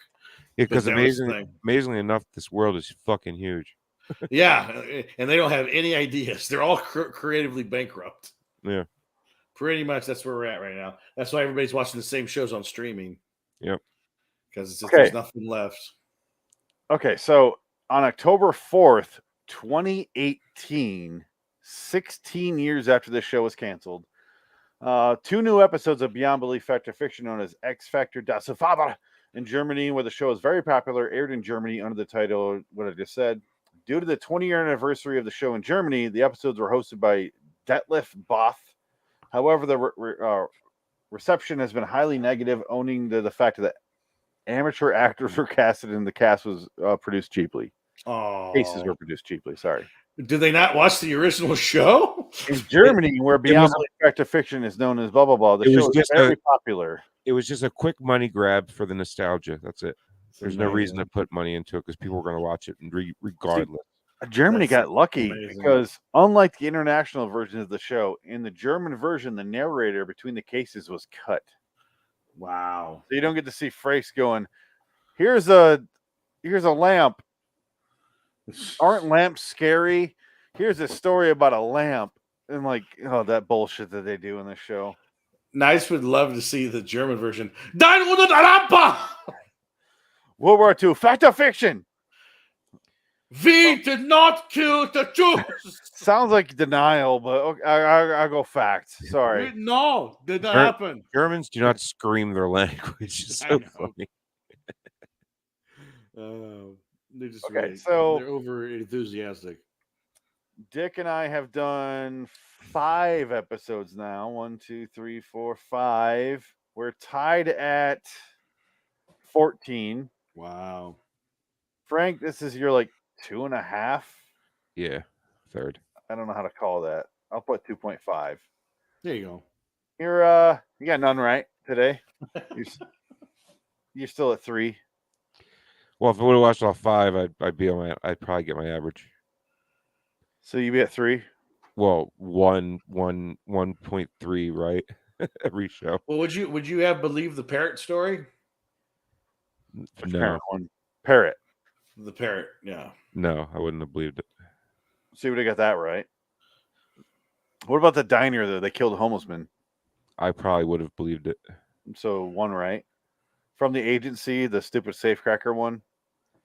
No. See, would have got 1 right. That's what you just told me. Yeah. So yeah, 1 right per episode. Yeah, that's my average. Even that would have been more than average because 3 episodes, 4 right. Yeah. Yeah. That's why I You said would've- 1.3 because I had 3 shows. So You got the newsstand right. You got Mysterious Strangers, correct? And you also got Secrets of the Family Tomb right.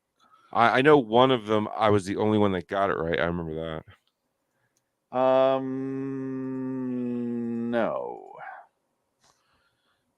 The newsstand, all but Jerry got it right.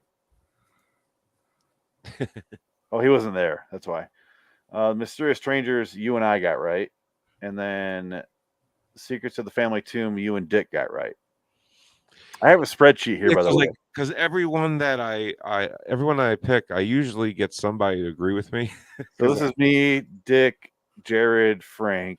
This is Well, the Mysterious Stranger was that the Oh, I see. Okay. the Western one? Was that the one with the Frank James, Jesse James? yes. Yeah. So that's when Dick learned a valuable lesson that he's implementing today and caught up with me. Yes. But the historical ones are true.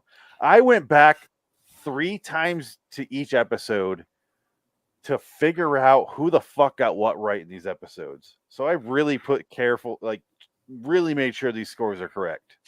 I would It took me never have done that. forever. What that right there, I'd never do. Yeah, it's just a simple spreadsheet. Oh, I really. know.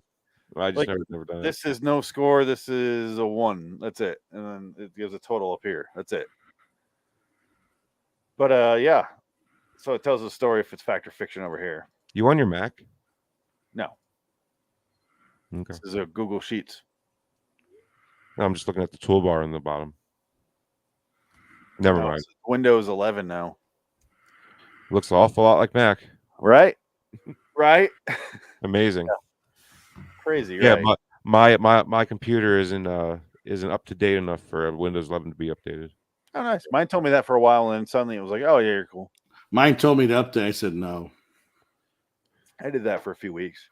No. And eventually I was like, I with any new phone or anything like that, I go, let's see how people react to that. And I watch the reviews come in like, this fucking phone doesn't work. And I'm like, all right, I'll wait. Well, my phone has. I'm always the guy that needs to find out myself, so I update it immediately because I want to see. Oh, how no. Yeah. Well, I don't have a Mac. I just have this Yeah, laptop. new What update is this? just came out for the phone and the Mac. Yeah, this is for I haven't Microsoft. seen it. I haven't seen a difference in anything at all. I have a computer that's like 10 times more advanced than what they're asking for. Way more than 10 times because Jansen built this fucking thing. Right. And then it's like, you don't meet the requirements. I'm like, the fuck I don't. Like, I'm looking Yeah, at that's what I thought. I'm like both, and I'm like my I'm computer way was. above. It's like my computer was $5,000 3 years ago. Don't tell me that. It's because you have to go into the settings there and make a change. If you look into it, it's nothing. The computer is not reading right. Your computer's so advanced that Jansen holographically projects himself. Don't listen to this shit. You don't need an update, Phoenix. Fuck 'em. Jurassic Park. And he's drinking. Yeah, this He's PC drinking a currently doesn't currently meet the minimum system requirements to run Windows 11. Get the details and see if there are. Yeah, look at the things you can details do and look it up online. You'll see you have to go in there and make like a change on your settings, and then you're fine. But do you need Windows 11? Really, I've downloaded Windows 11. I don't notice. Like the icons are different, but Now, is Google Chrome on MacBooks? Is that the automatic thing they load on there? no. You have to. No, you got to do that yourself. Yeah, Okay. Mac doesn't give a fuck about Google. Is that what it is? It wants you to have Safari, and that's it. And then you have That's to download okay. Google Chrome. Because this one isn't. This isn't a Mac, and it had nothing to do with Safari. But it wouldn't let. It didn't give me Google Chrome, so I had to download that. No, you have a Windows computer, so it has either Edge or Yeah. I had to go download Chrome because Jansen told me how to get that. Yeah, I have Chrome, and I also have. Yo, did you have to rename your PC? Me? Yeah. I didn't have to, but I did. Is it Cheryl now? Why? No, because I clicked the What's your PC's dead name? You click learn more. how to use the PC Health Check app and all Windows 11. Oh, yeah. And at the bottom, the last tip, it says, see your device specifications. You can find more info about your device below its image. I don't know what that means. Including your device age and storage amounts. Select name your PC to give your device a different name. You can if you want, but here's what I love about that process is I would check the Windows update of Windows 11. It would go, you don't meet the specs. Go here. And it says learn more. Click on learn more. You're good to go. Download this.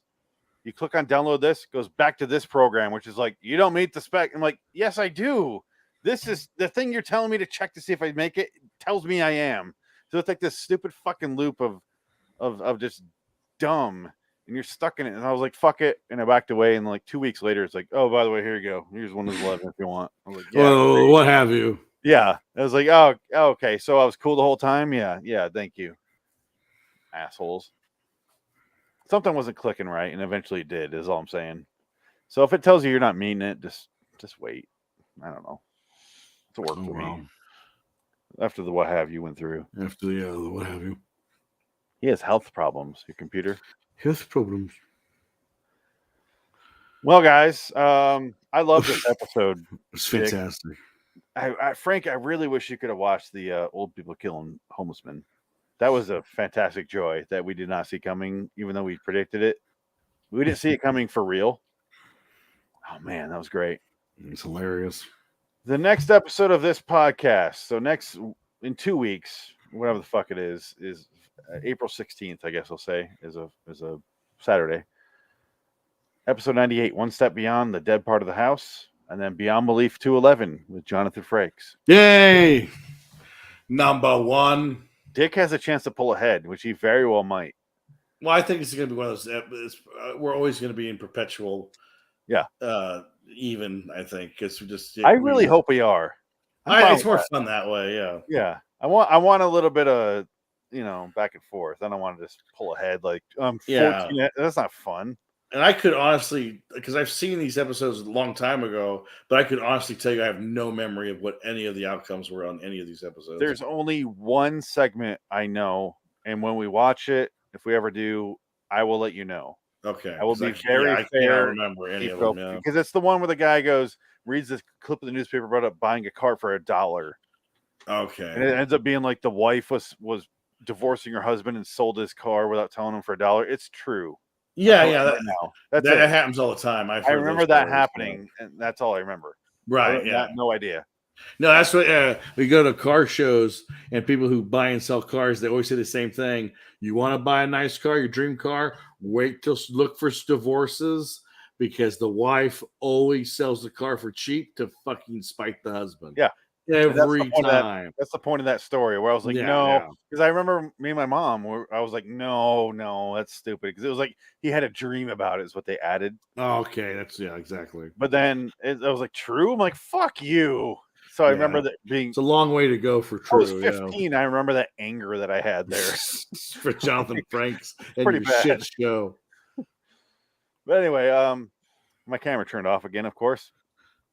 Let's get out of here. Until next time. In the meantime, I'm Phoenix West. Dick Ticket. Frank Links. So long, citizens. So long, Brolin, because you only did 6 episodes where you watched 2 of them. We're what, third of the way done with you now, right? What a lazy man. What a fucking piece of shit. No, not really. I don't care. Fucking. He's in his own hell.